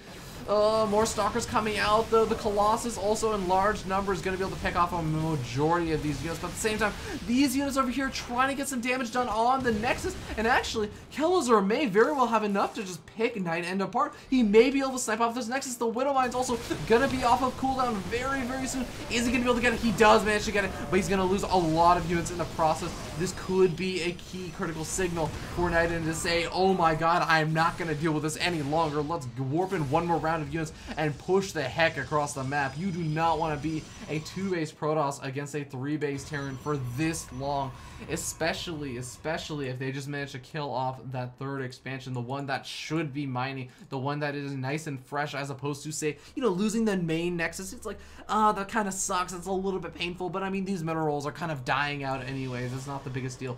But look at this, Kelazhur, just macro mode, going up to a 4th expansion. Says I kill off my opponent's 3rd expansion. I've brought him down to 2-base. Let me take a 4th expansion so that I'm 2 bases ahead of my opponent. Or if he decides to reestablish his 3rd, I'm at least 1 base ahead of my opponent, and my opponent can't really attack because he's invested to rebuilding that Nexus. He's got to defend it. Make sure he doesn't just dot. Excuse me there. Sorry, guys. Make sure he doesn't just die to some kind of silly, like, 4 Marauder hit squad or something like that. And this is giving Kelazhur a lot of time. Just get up a large number of units, and I just want to note, where are the Vikings?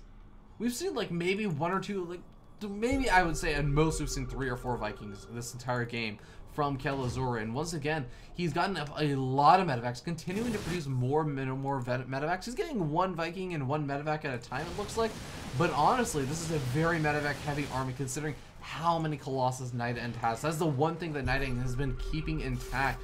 So we'll have to see if that's going to work out well for him, because I'm kind of worried, you know, especially with, oh god, especially with the High Templars in the mix. With Storm finished up, this is going to be a very, very scary situation for Kelazhur. If he goes into a direct engagement, he could get absolutely massacred. He could actually just lose his army almost instantly. A Storm going down, 2nd Storm going down on top of the medevacs, and actually gets the medevacs very, very low in health. But the units are enough to force a retreat out, and now we end up seeing the big Doom drop over in the main base, and Kelazhur is actually going to be picking Night End apart a little bit. He's going to be forcing him to commit to the defense of the 3rd or over to the main base, and it looks like the majority of the units going over to the main base. But oh my god, the Nexus does go down, and it looks like the pylon power the Twilight Council goes down, but not really the biggest deal in the world. A robotics bay going up as well, and oh god, I feel like Kelazhur just lost so many units over there, but he does manage to push in once again with some reinforcing units over to the 3rd expansion. He's gonna be able to burrow over here, but oh man, with the Widow Mines, the cannon is actually detecting those Widow Mines, and the Zell's gonna buy more than enough time. We actually see some pretty decent upgrades over here for Kelazhur. 1-1 finished up for the Protoss army, but Night End, he's about to finish up 2-2. Oh no, but the pylon! Oh my god! Look at that, +2, about to finish up. He's so desperate to get it finished up.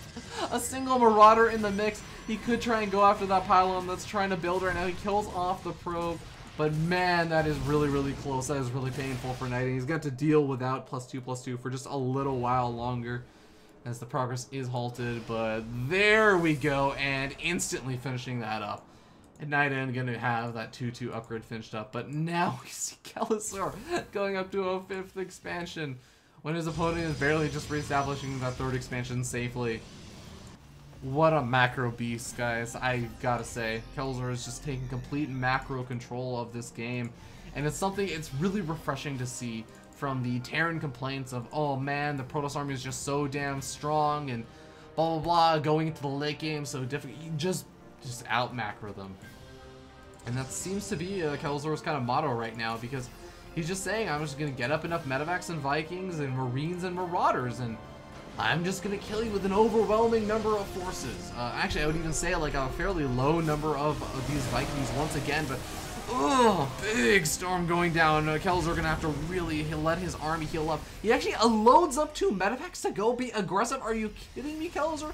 What on earth are you thinking right now? The Widowmine is going to be taken out without getting any of their shots off. Of course, the High Templars also around to try and get any kind of big storms down that they can. Kelazhur gonna have to be so careful. He does have a planetary fortress here. That is a big saving grace for him. Gonna be able to soak up a lot of hits from those Zealots and also just be able to try and deal a massive amount of splash damage to the Zealots. But the Vikings all get stormed completely down. Now the Colossus have free reign. The storm's also going down. Top of these Marines and Marauders, and honestly, I feel like this entire base is just gonna get cleaned up. No questions asked. And now the SCV's trying to be on the retreat now, but a lot of them end up falling over there. At the same time, Kelazhur trying to put on some aggression on the other side of the map. His 2-2 is also finished up, so he's doing okay against the Zealots, but he has to load up and go over to the main base where the Nexus has actually not been reestablished.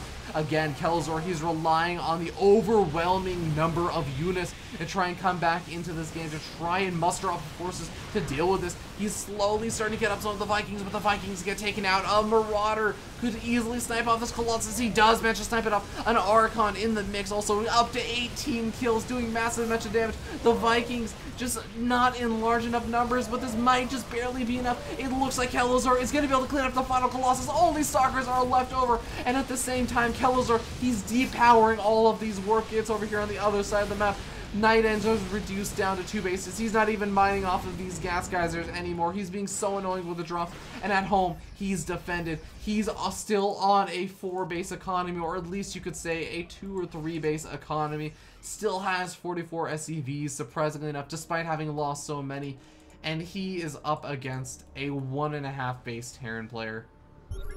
That was fantastic play out of Kelazhur. I really am enjoying this kind of macro mode, beast mode style, and not being afraid, apparently, to sacrifice a base in exchange for being able to be aggressive with some of your units out on the map. It's actually really cool.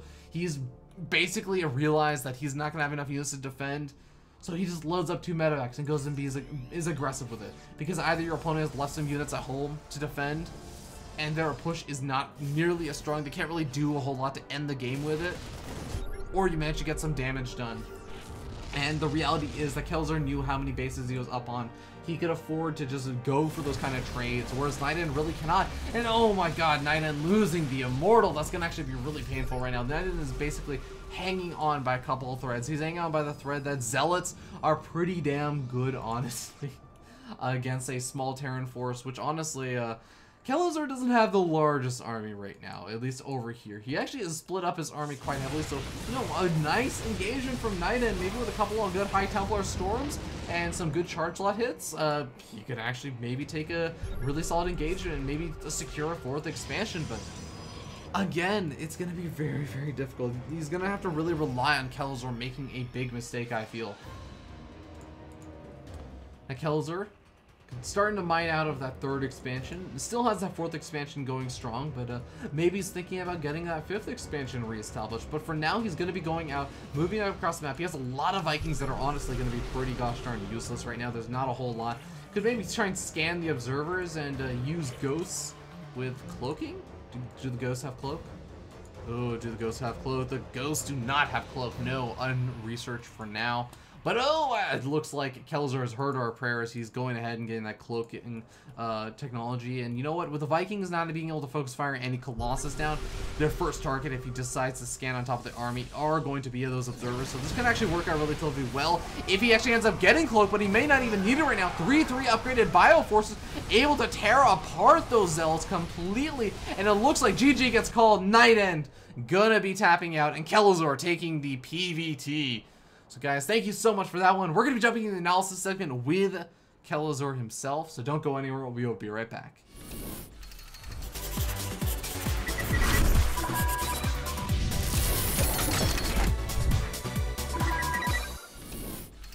Hello everyone, hope you guys enjoyed that Terran versus Protoss. I know I did. I'm here once again with Kelazhur, and he's going to break down exactly all the details of this game. So man, let's just go ahead and get started with the game. What was going on in this game, my friend? Well, I was playing versus IVD's Bones. He's definitely a known player, I guess. He played for, I think he was on a Seed before. He was on seed before, and when he was on seed, he was on breaking out. Yeah, he's definitely really good. Protoss, very solid. Mm-hmm. So since he's really good, I knew I would have to take up my my secret TVP style of taking risks and mass dropping and forcing multitasking. Yeah, man. You mentioned before in your interview that you definitely feel like you need to have. Oh, what was it? You said that you felt like you didn't really want to take it to the late game. You had to do like a lot of multitasking and drops and everything. Yeah, exactly. Even my build I opt for, I go for Reapers and I scout to, like, even in the beginning of the game, I'm trying to cripple the guy's economy because I'd like to have that advantage. I send my SCV to potentially edge block him. Unfortunately, I didn't hit scout his base first. But when I do, I would most probably, if I did, I was most probably edge block him and use the Reaper to like just keep him off my engineering bay, take advantage of that. Yeah. Makes sense. And one kind of interesting note, you pull back the Reaper to take out the probe. Is that just kind of a, I don't want that to be able to come back in and scout around later on kind of thing? Yeah, and also it's just really annoying. Since I went for the Reaper and Reactor, my Marines are really delayed. It's just gonna keep poking at my SCV, and since the first Reaper doesn't really get any damage done, you get there, he already has his mothership core out. Not really much you can do, so might as well just send it back and kill the probe, and you wait for that 5:36-minute timing to suicide the Reaper for information. Or you just keep it together for the concussive shells push that I do. Yeah, and talk a little bit about this, because I don't know, maybe I'm just like totally out of the loop or something, but I don't really see the concussive shell pushes really that much. It's definitely fallen out of fashion. It came back a little bit into the metagame due to Maru doing a lot thinking. Yeah, it's definitely Maru. And he did go back to the more macro openings, but I really like this build. It really suits me. It allows me to keep to get like easy wins versus greedy Protosses, and or just give me a really good advantage. I catch stalkers off guard. Yeah. I send my Reaper in simultaneously to attract his attention. Of course, Bones didn't really fall for that. However, I do take the mothership core. Yeah. Really nice. So as you can see, like the push already paid itself off. I'll just wait out for the photo overcharge and wait for the photo charge to end and just move in with the second Marauder. Yeah, and after the slight misfire on one of your Marines, but yeah, like you basically have done like a fair amount of damage for like that one Marauder, like 2 Marines. Rest in peace, the 3rd Marine. But yeah, and the Reaper, like you take out the Meshach Core, now you can basically charge in without having to worry about photon overcharge as soon as it wears out. So is that kind of like what your objective is with this push? Is just to try and bait out photon overcharges and do damage after it wears off? Exactly, that's the idea of the push. I'm already picking probes off, and as you can see, the push is pretty strong. He's really cautious about engaging the army. But like just by forcing him to get an immortal and making early sentries and early zealots, it already gives me a good advantage. Since he has to deviate from his build and from his tech. I was a bit too reckless with this push. Like right now, I'm being really cost efficient with it. Yeah. But if I'm not mistaken, I was really reckless with one point here. But also, this push is really good to snipe observers early on. Like this one, I should have seen this one. I usually see the observers. This game, I think. Like this time, I got really reckless. I often do this push with the stim, but his Colossus came out like right at the time, and it definitely wasn't worth it for me. Yeah. And that was So- actually gonna lead into my question of like, when do you stop? Because I mean, even now, you were still like rallying units across the map. Was this just kind of a, I'm gonna keep doing this as long as I possibly can kind of thing? I definitely have some standards for that. Since he had so many units out, I figured maybe his Colossus will be super delayed because he's been making these extra units to defend. So I thought I could get that stim push in before the Colossus came out. Yeah. But he delayed his upgrades a little bit to be able to make the army and get the Colossus out. So kind of backfired on me really bad. So that triggered me to just go into drop mode. Yeah, fair enough. Alright. Well, from now, basically, you have, like, your third expansion finished up. Your opponent does not.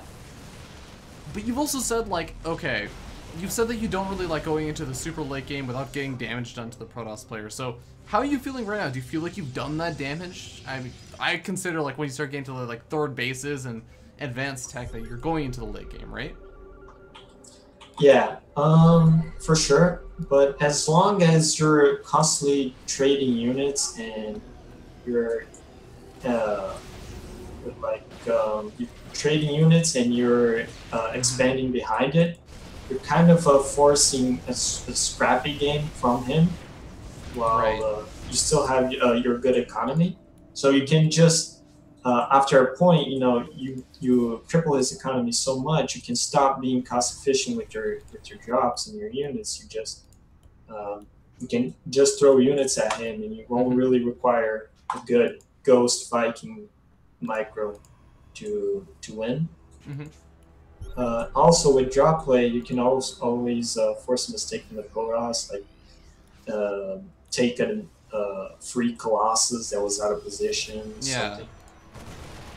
Are But you... the idea is to force a lot of multitasking. Yeah, definitely. Now, are you ever worried about, like, sacrificing too many units for, like, this kind of harassment and everything? Because, I mean, you have, in a lot of senses, like, lost a lot of these units. You've lost, like, a couple of the medevacs and everything. You're still doing a good job with this, but does that ever become a concern?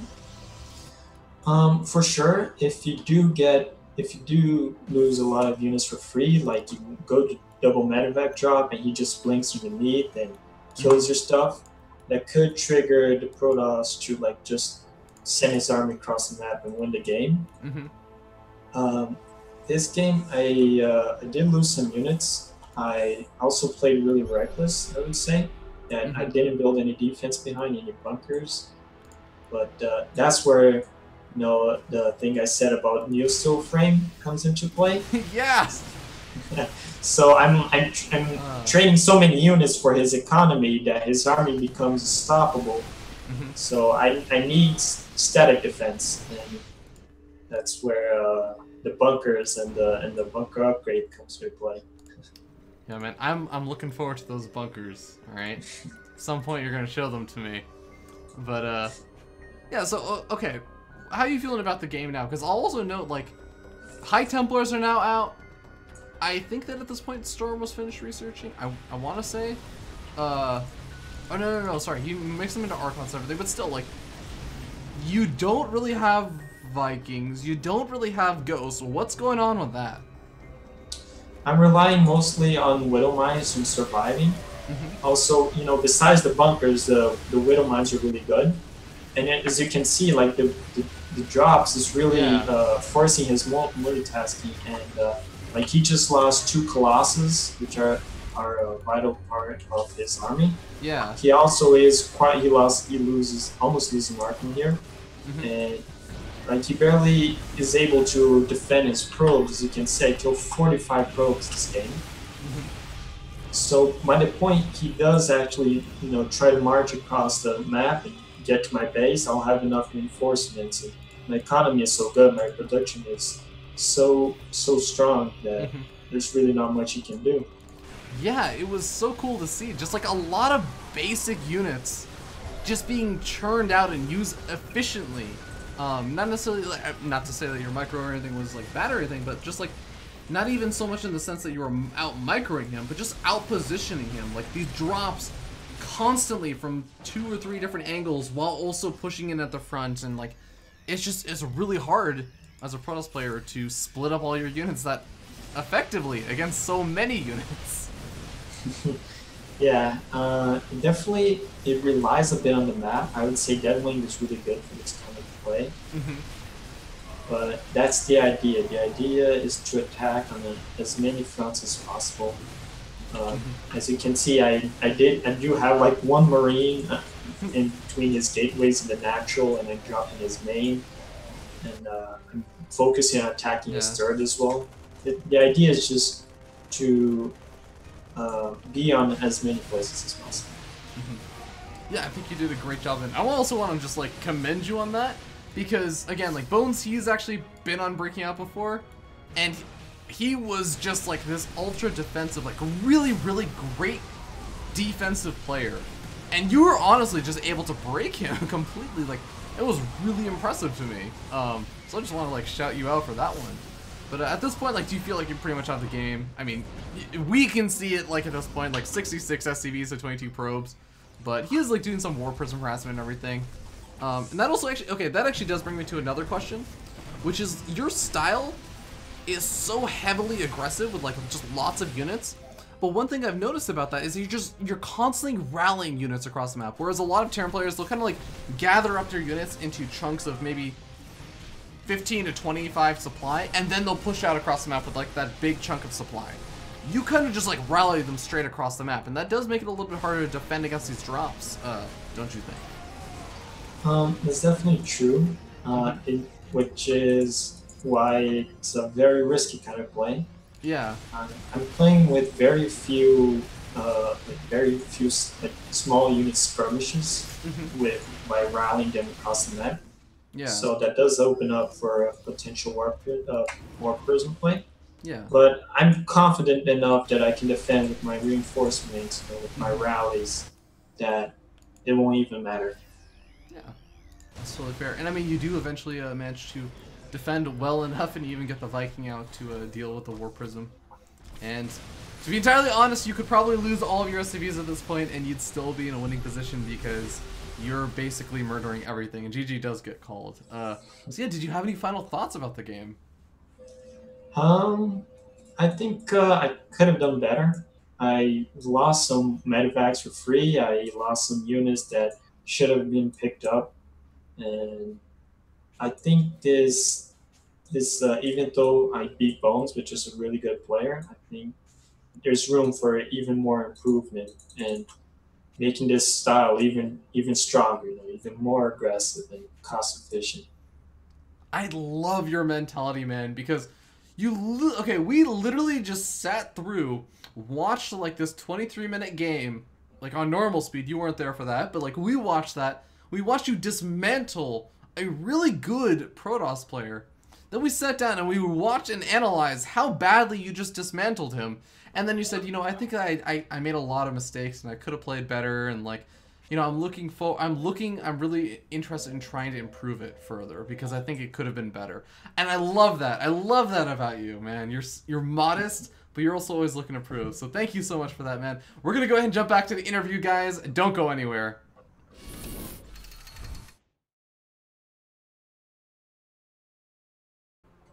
Hello, ladies and gentlemen. Welcome back. I'm here once again with Diego, or Kelazhur, and you guys have all seen all 3 of his matchups now. You've seen his TVZ, you've seen his TVT, you've seen his TVP, although you might not have seen all the secret strats he's going to be unveiling during the actual tournament. But, let's talk a little bit more about kind of like your life, Diego. Why are you different than any other players trying to break out of the North American, or should I say, the Latin American scene?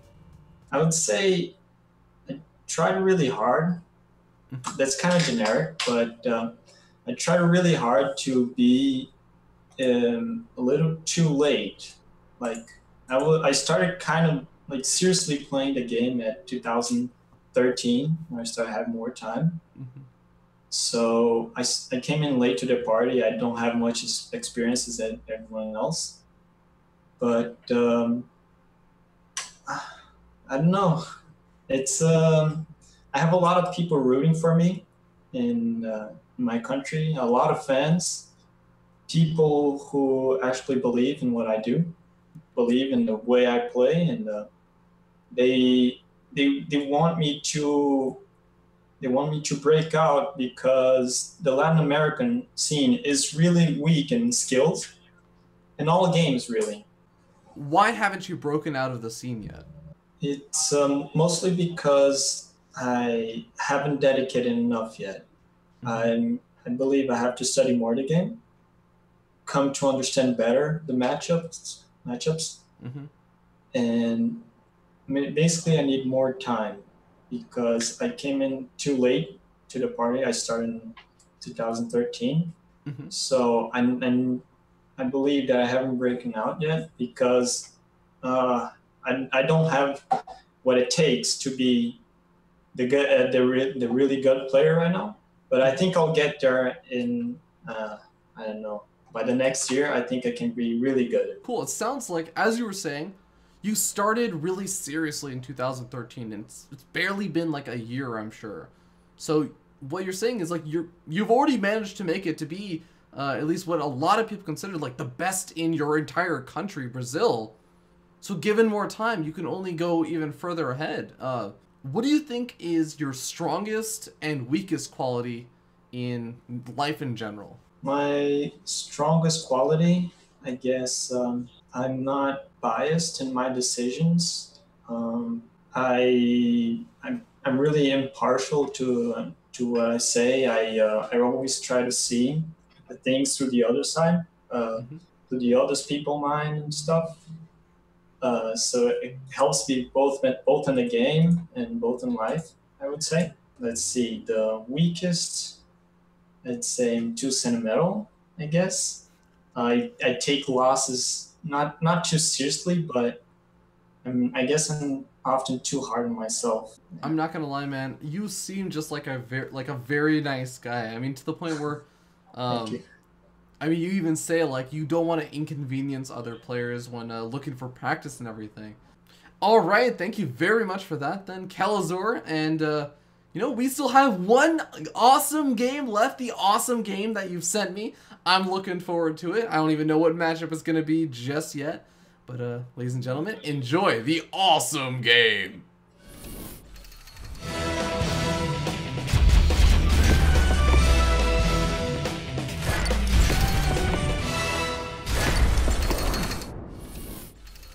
Hello everyone. Welcome to the awesome game of the day. My name is Fear Dragon, and we're gonna go ahead and jump in and introduce the players as we spawn up here in the top right-hand corner of the map. Nimbus. It is the red Zerg player representing his lovely, I've got to assume, girlfriend. It is going to be Dolly's Eric. And yeah, I guess pro Dolly. Oh, it's like the dollies that you can ride on when you were kids, or I guess if you have heavy things to lift up. So clearly Eric working for one of the companies that actually produces those, but his opponent spawning down here in the bottom or right-hand corner of the map as the blue Terran player representing Team Micro Gamers. It is going to be the Brazilian himself and the highlight player of the day. You know him, you love him. It is Kelazhur. And we got ourselves a Terran versus Terran on our hands. Where the heck is Zombie Grub when I need her? Alright, well, we'll have to find out how this game is going to go. Now, we did see a little bit of the TVT from Kelazhur earlier on today. Now, we'll see if this TVT comes out in a similar fashion. But, you know, TVT, not exactly Kelazhur's favorite matchup right now. That is actually, in fact, reserved for Terran versus Pros for reasons currently not entirely well known, although it may have to do something with his secret, hyper awesome strategies that he is going to reveal during the actual tournament itself. But oh, so nice of Eric to give a pause over to Kelazhur.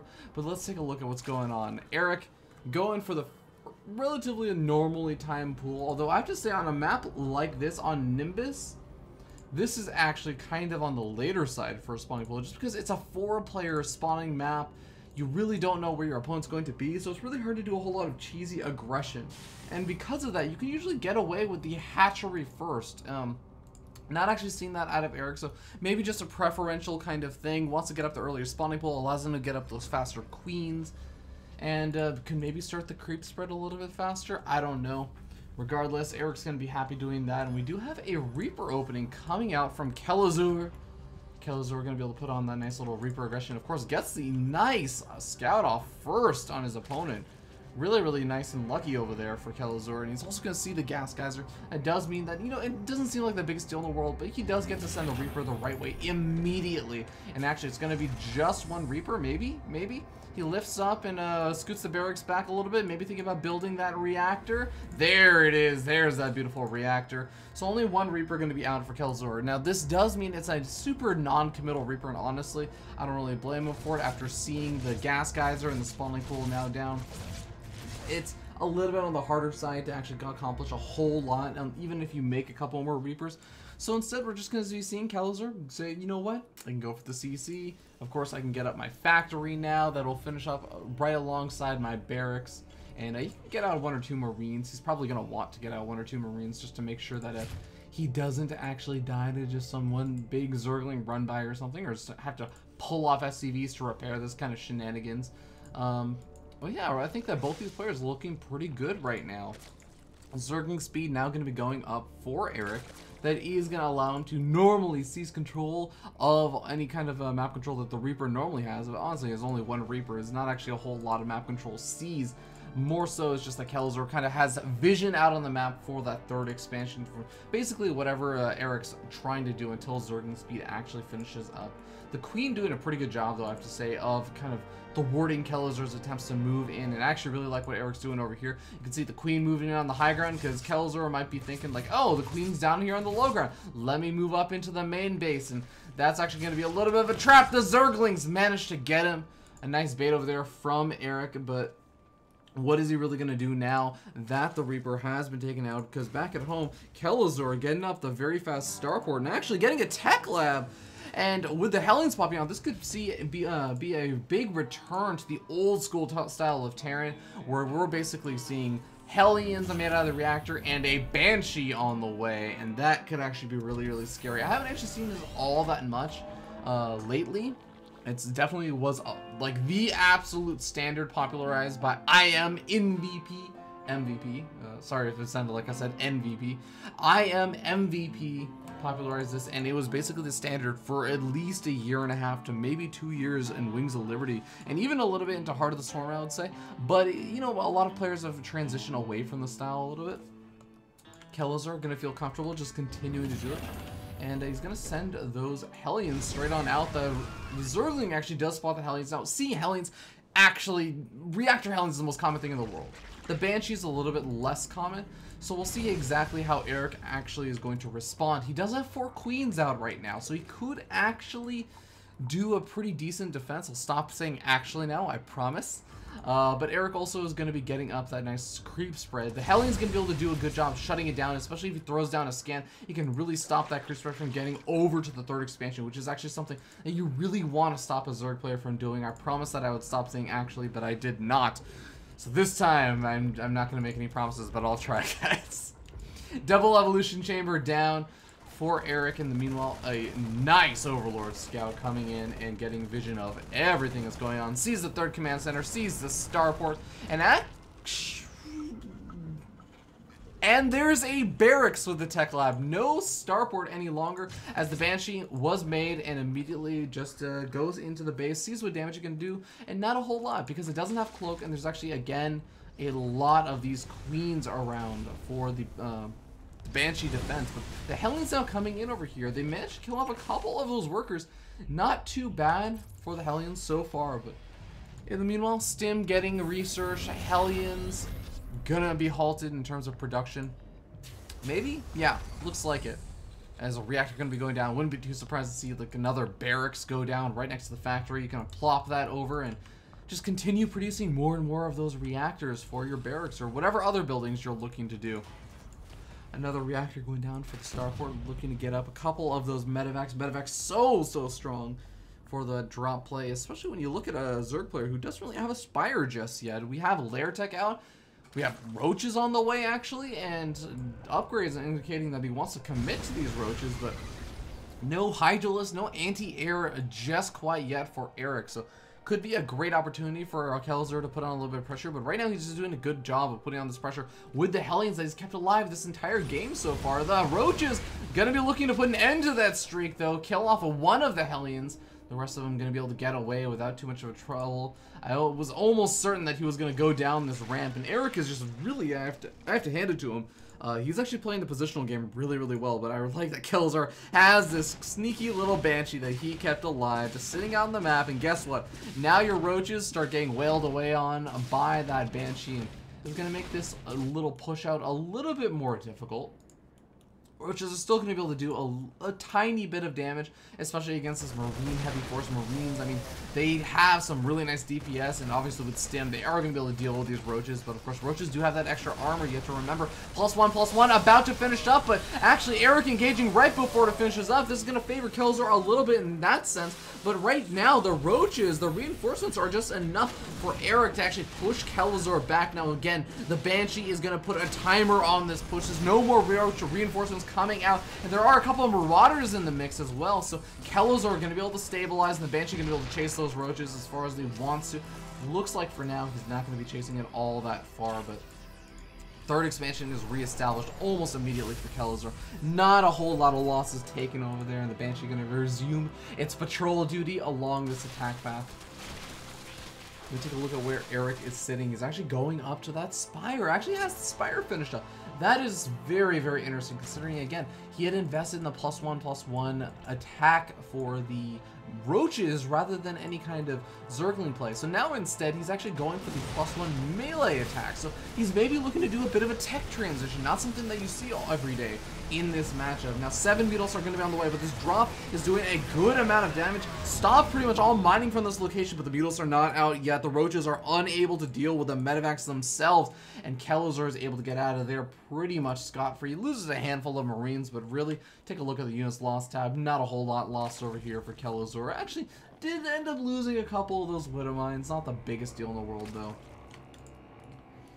Now, these medevacs have found their way over to the 4th expansion. The roaches, not quite as mobile as a bunch of speed Zerglings, not able to get there in time to save the 4th expansion, but now the Mutalisks are here, and they're going to be able to chase down this drop. The drop needs to find a location. I like what he's doing right now, Kelazhur. He's going for the high ground where the roaches are going to take a much longer period of time to actually get over there to reinforce and help the Mutalisks out and actually trying to deal with this, but at the same time, Kelazhur is going for a drop over at the natural expansion. The drones having to be pulled away, but the entire army is completely out of position. This does allow Kelazhur to get out of there with the rest of the army that was actually being in the drop.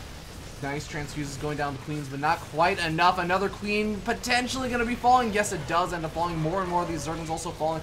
At the end of the day, it looks like Eric is going to be able to clean up the drops, but Kelazhur buys himself a little bit of breathing space and also kills off a couple more of those workers, kills off a couple of queens. We now see that there's only 3 queens left over, and actually with a 4th expansion going up, he's going to have to produce a couple of more of those queens if he wants to actually, one, get his larva injects going, but also just if he wants to keep his creep spread going with another queen laying down those creep tumors, as we can see over here right now.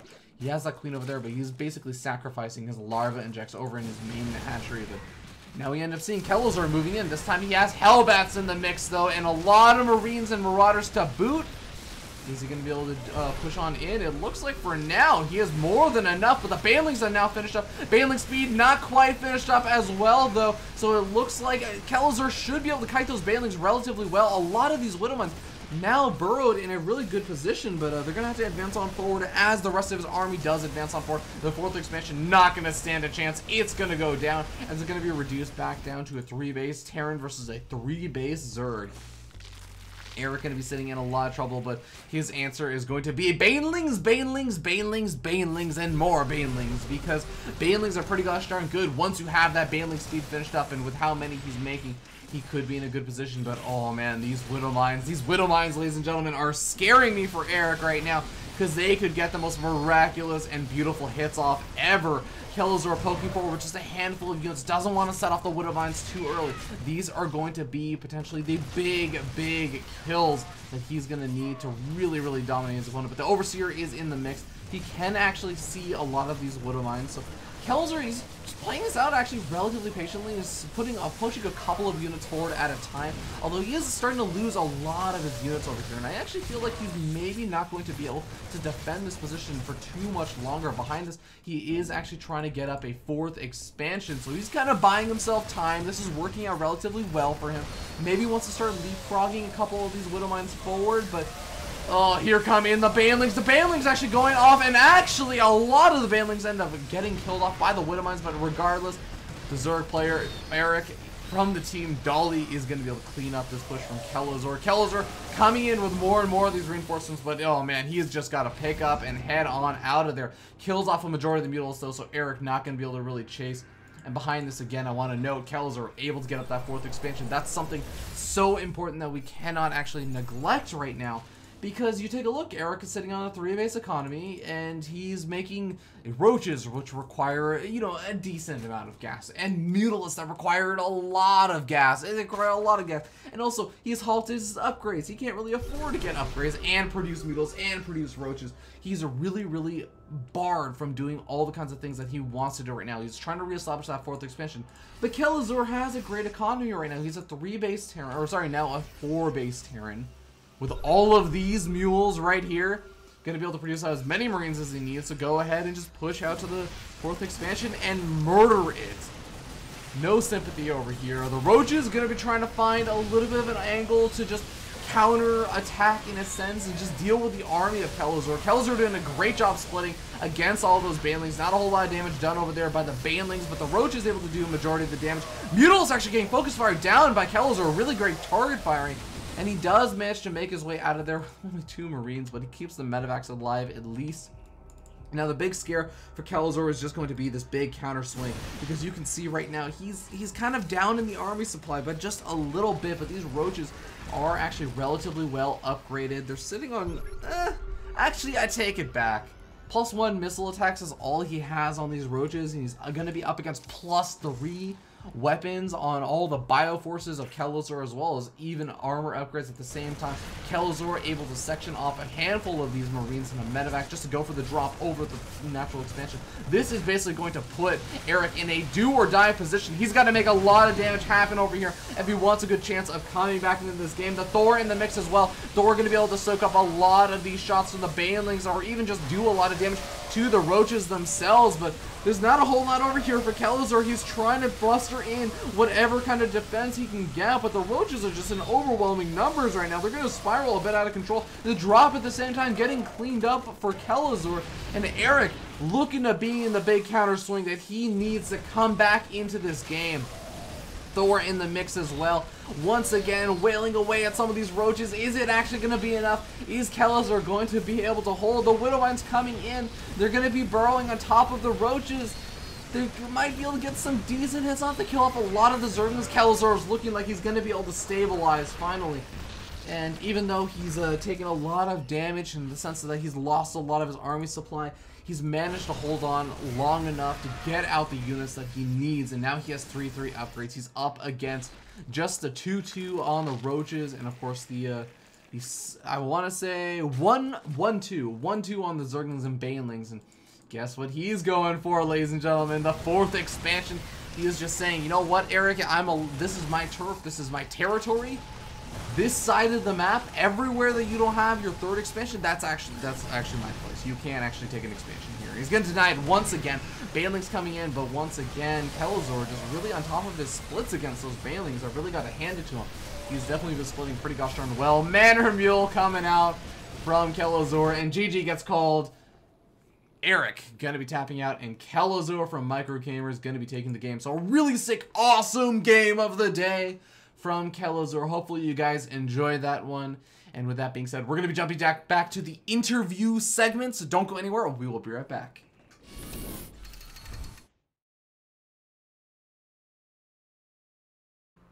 Alright, welcome back, ladies and gentlemen. Hopefully the awesome game was awesome enough for you. But I still have my awesome guest over here, Kelazhur, and we're gonna just be talking a little bit more about the future. And you know, Diego, I have to ask, what are you in StarCraft for? You joined relatively quote-unquote late to the party, as you said, in 2013. What are you looking to get out of StarCraft? One thing I still do get out of it is I still have a lot of passion for the game. It's really fun to me. Mm-hmm. Every game is something I enjoy. I look to be getting better at it than I currently am. I seek to improve and to attend most LAN tourneys that I can. Mm-hmm. I've attended 2 IEMs before. Those were the only offline tourneys that I've attended, and you know, it's just like a really great experience being with all these great players, and you know, being actually playing at the stage. It's really fun. It's really thrilling. So I want to experience that more. So that's why I'm looking to improve myself, because I want to live those experiences as often as I can before moving on with my life, I guess.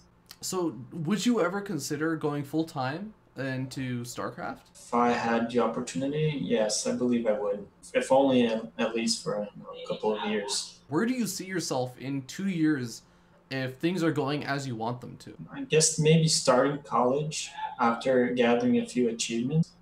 I wish to try and play the game and do college at the same time. I guess it's asking for too much, but I can only try. Well, hey man, I mean, Suppy did it for a while and he was still pretty successful. Still Yeah, doable. I guess so. That's true. Why are you a player worth rooting for? Why are you a player that when people see you make it through the WCS Challenger League qualifiers, you know, competing to get into Premier League or competing against some, you know, hardened GSL Code S Korean or something, why should they root for you? Because I have pushed myself really hard to become the best player in South America.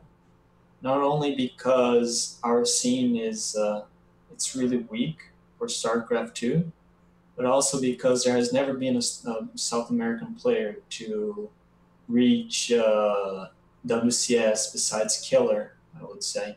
And Phoenix was really good, but they're both retired now. So I wish to give something, you know, our entire continent to look forward to have, I guess, like have an idol or something. But I just want to be really good at, you know, so people can have someone to look forward to more than they already do. At least they say they do. That's why I think people should root for me. I'm trying my best. Yeah. Diego Kelazhur Schwimmer. Ladies and gentlemen, hopefully you guys enjoyed that and continue to root for this guy. We still have one last segment left over. It's going to be the awesome, or as I like to call it, the embarrassing segment. And Kelazhur, you'll find out more about that in a little bit. But yeah, do you have any shoutouts you want to give before we move on to that? Shout outs to my team, Micro Gamers, for being awesome. Shout out to Snake Hips and Jon Snow, EJK. He played in season 2, I think. Yeah, he did. And I guess to all my friends in Brazil, you know, that play the game, Shakti, Eric, you know, everyone. That's it. All right, sounds good. Ladies and gentlemen, if you did enjoy the show, please do consider following the channel over here on twitch.tv/FearDragon64 and over on youtube.com/FearDragon64 for all of the VODs. Again, the show broadcasts every Friday and every Saturday in September between 6 o'clock and roughly 9-ish Pacific, 9 o'clock Eastern, of course, if you are on the East Coast. And you can do the time zone if you live anywhere else. Nah. Ladies and gentlemen, enjoy the rest of the segment for the embarrassment of Diego over here.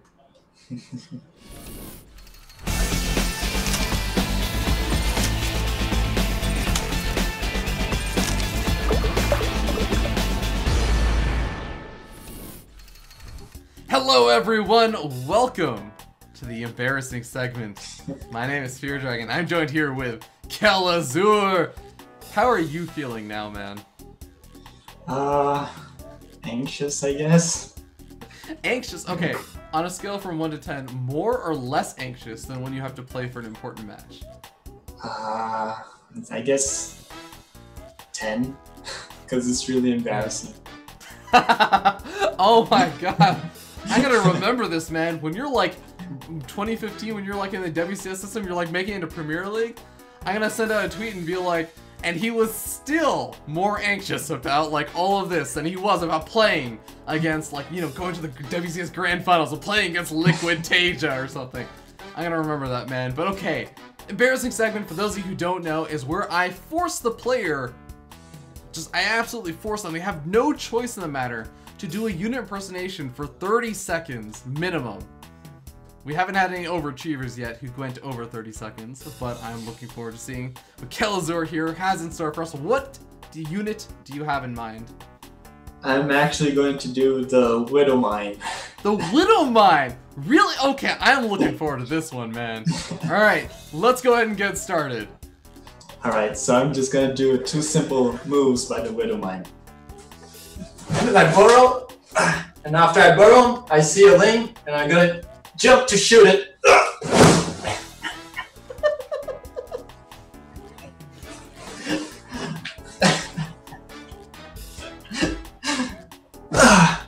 And that's my Widow Mine impersonation. Oh, that was amazing. I actually, like, this has not happened before. I was so intrigued by what you were doing that I didn't keep track of time, so I'm gonna say that was 30 seconds. That was beautiful, man. Applause for you. Oh my god, that was commitment, man. Are you okay? Did you hurt yourself when you jumped? No, I put a couch there on the... Okay. I'm glad, man. I was like, oh my god, did he like seriously just injured himself? That was fantastic. Thank you so much for that, Kelazhur. Ladies and gentlemen, Kelazhur, be sure to follow him and everything on Twitter, Twitch, etc. And be on the lookout for him during the Invitational. Have a wonderful night. See you guys next time.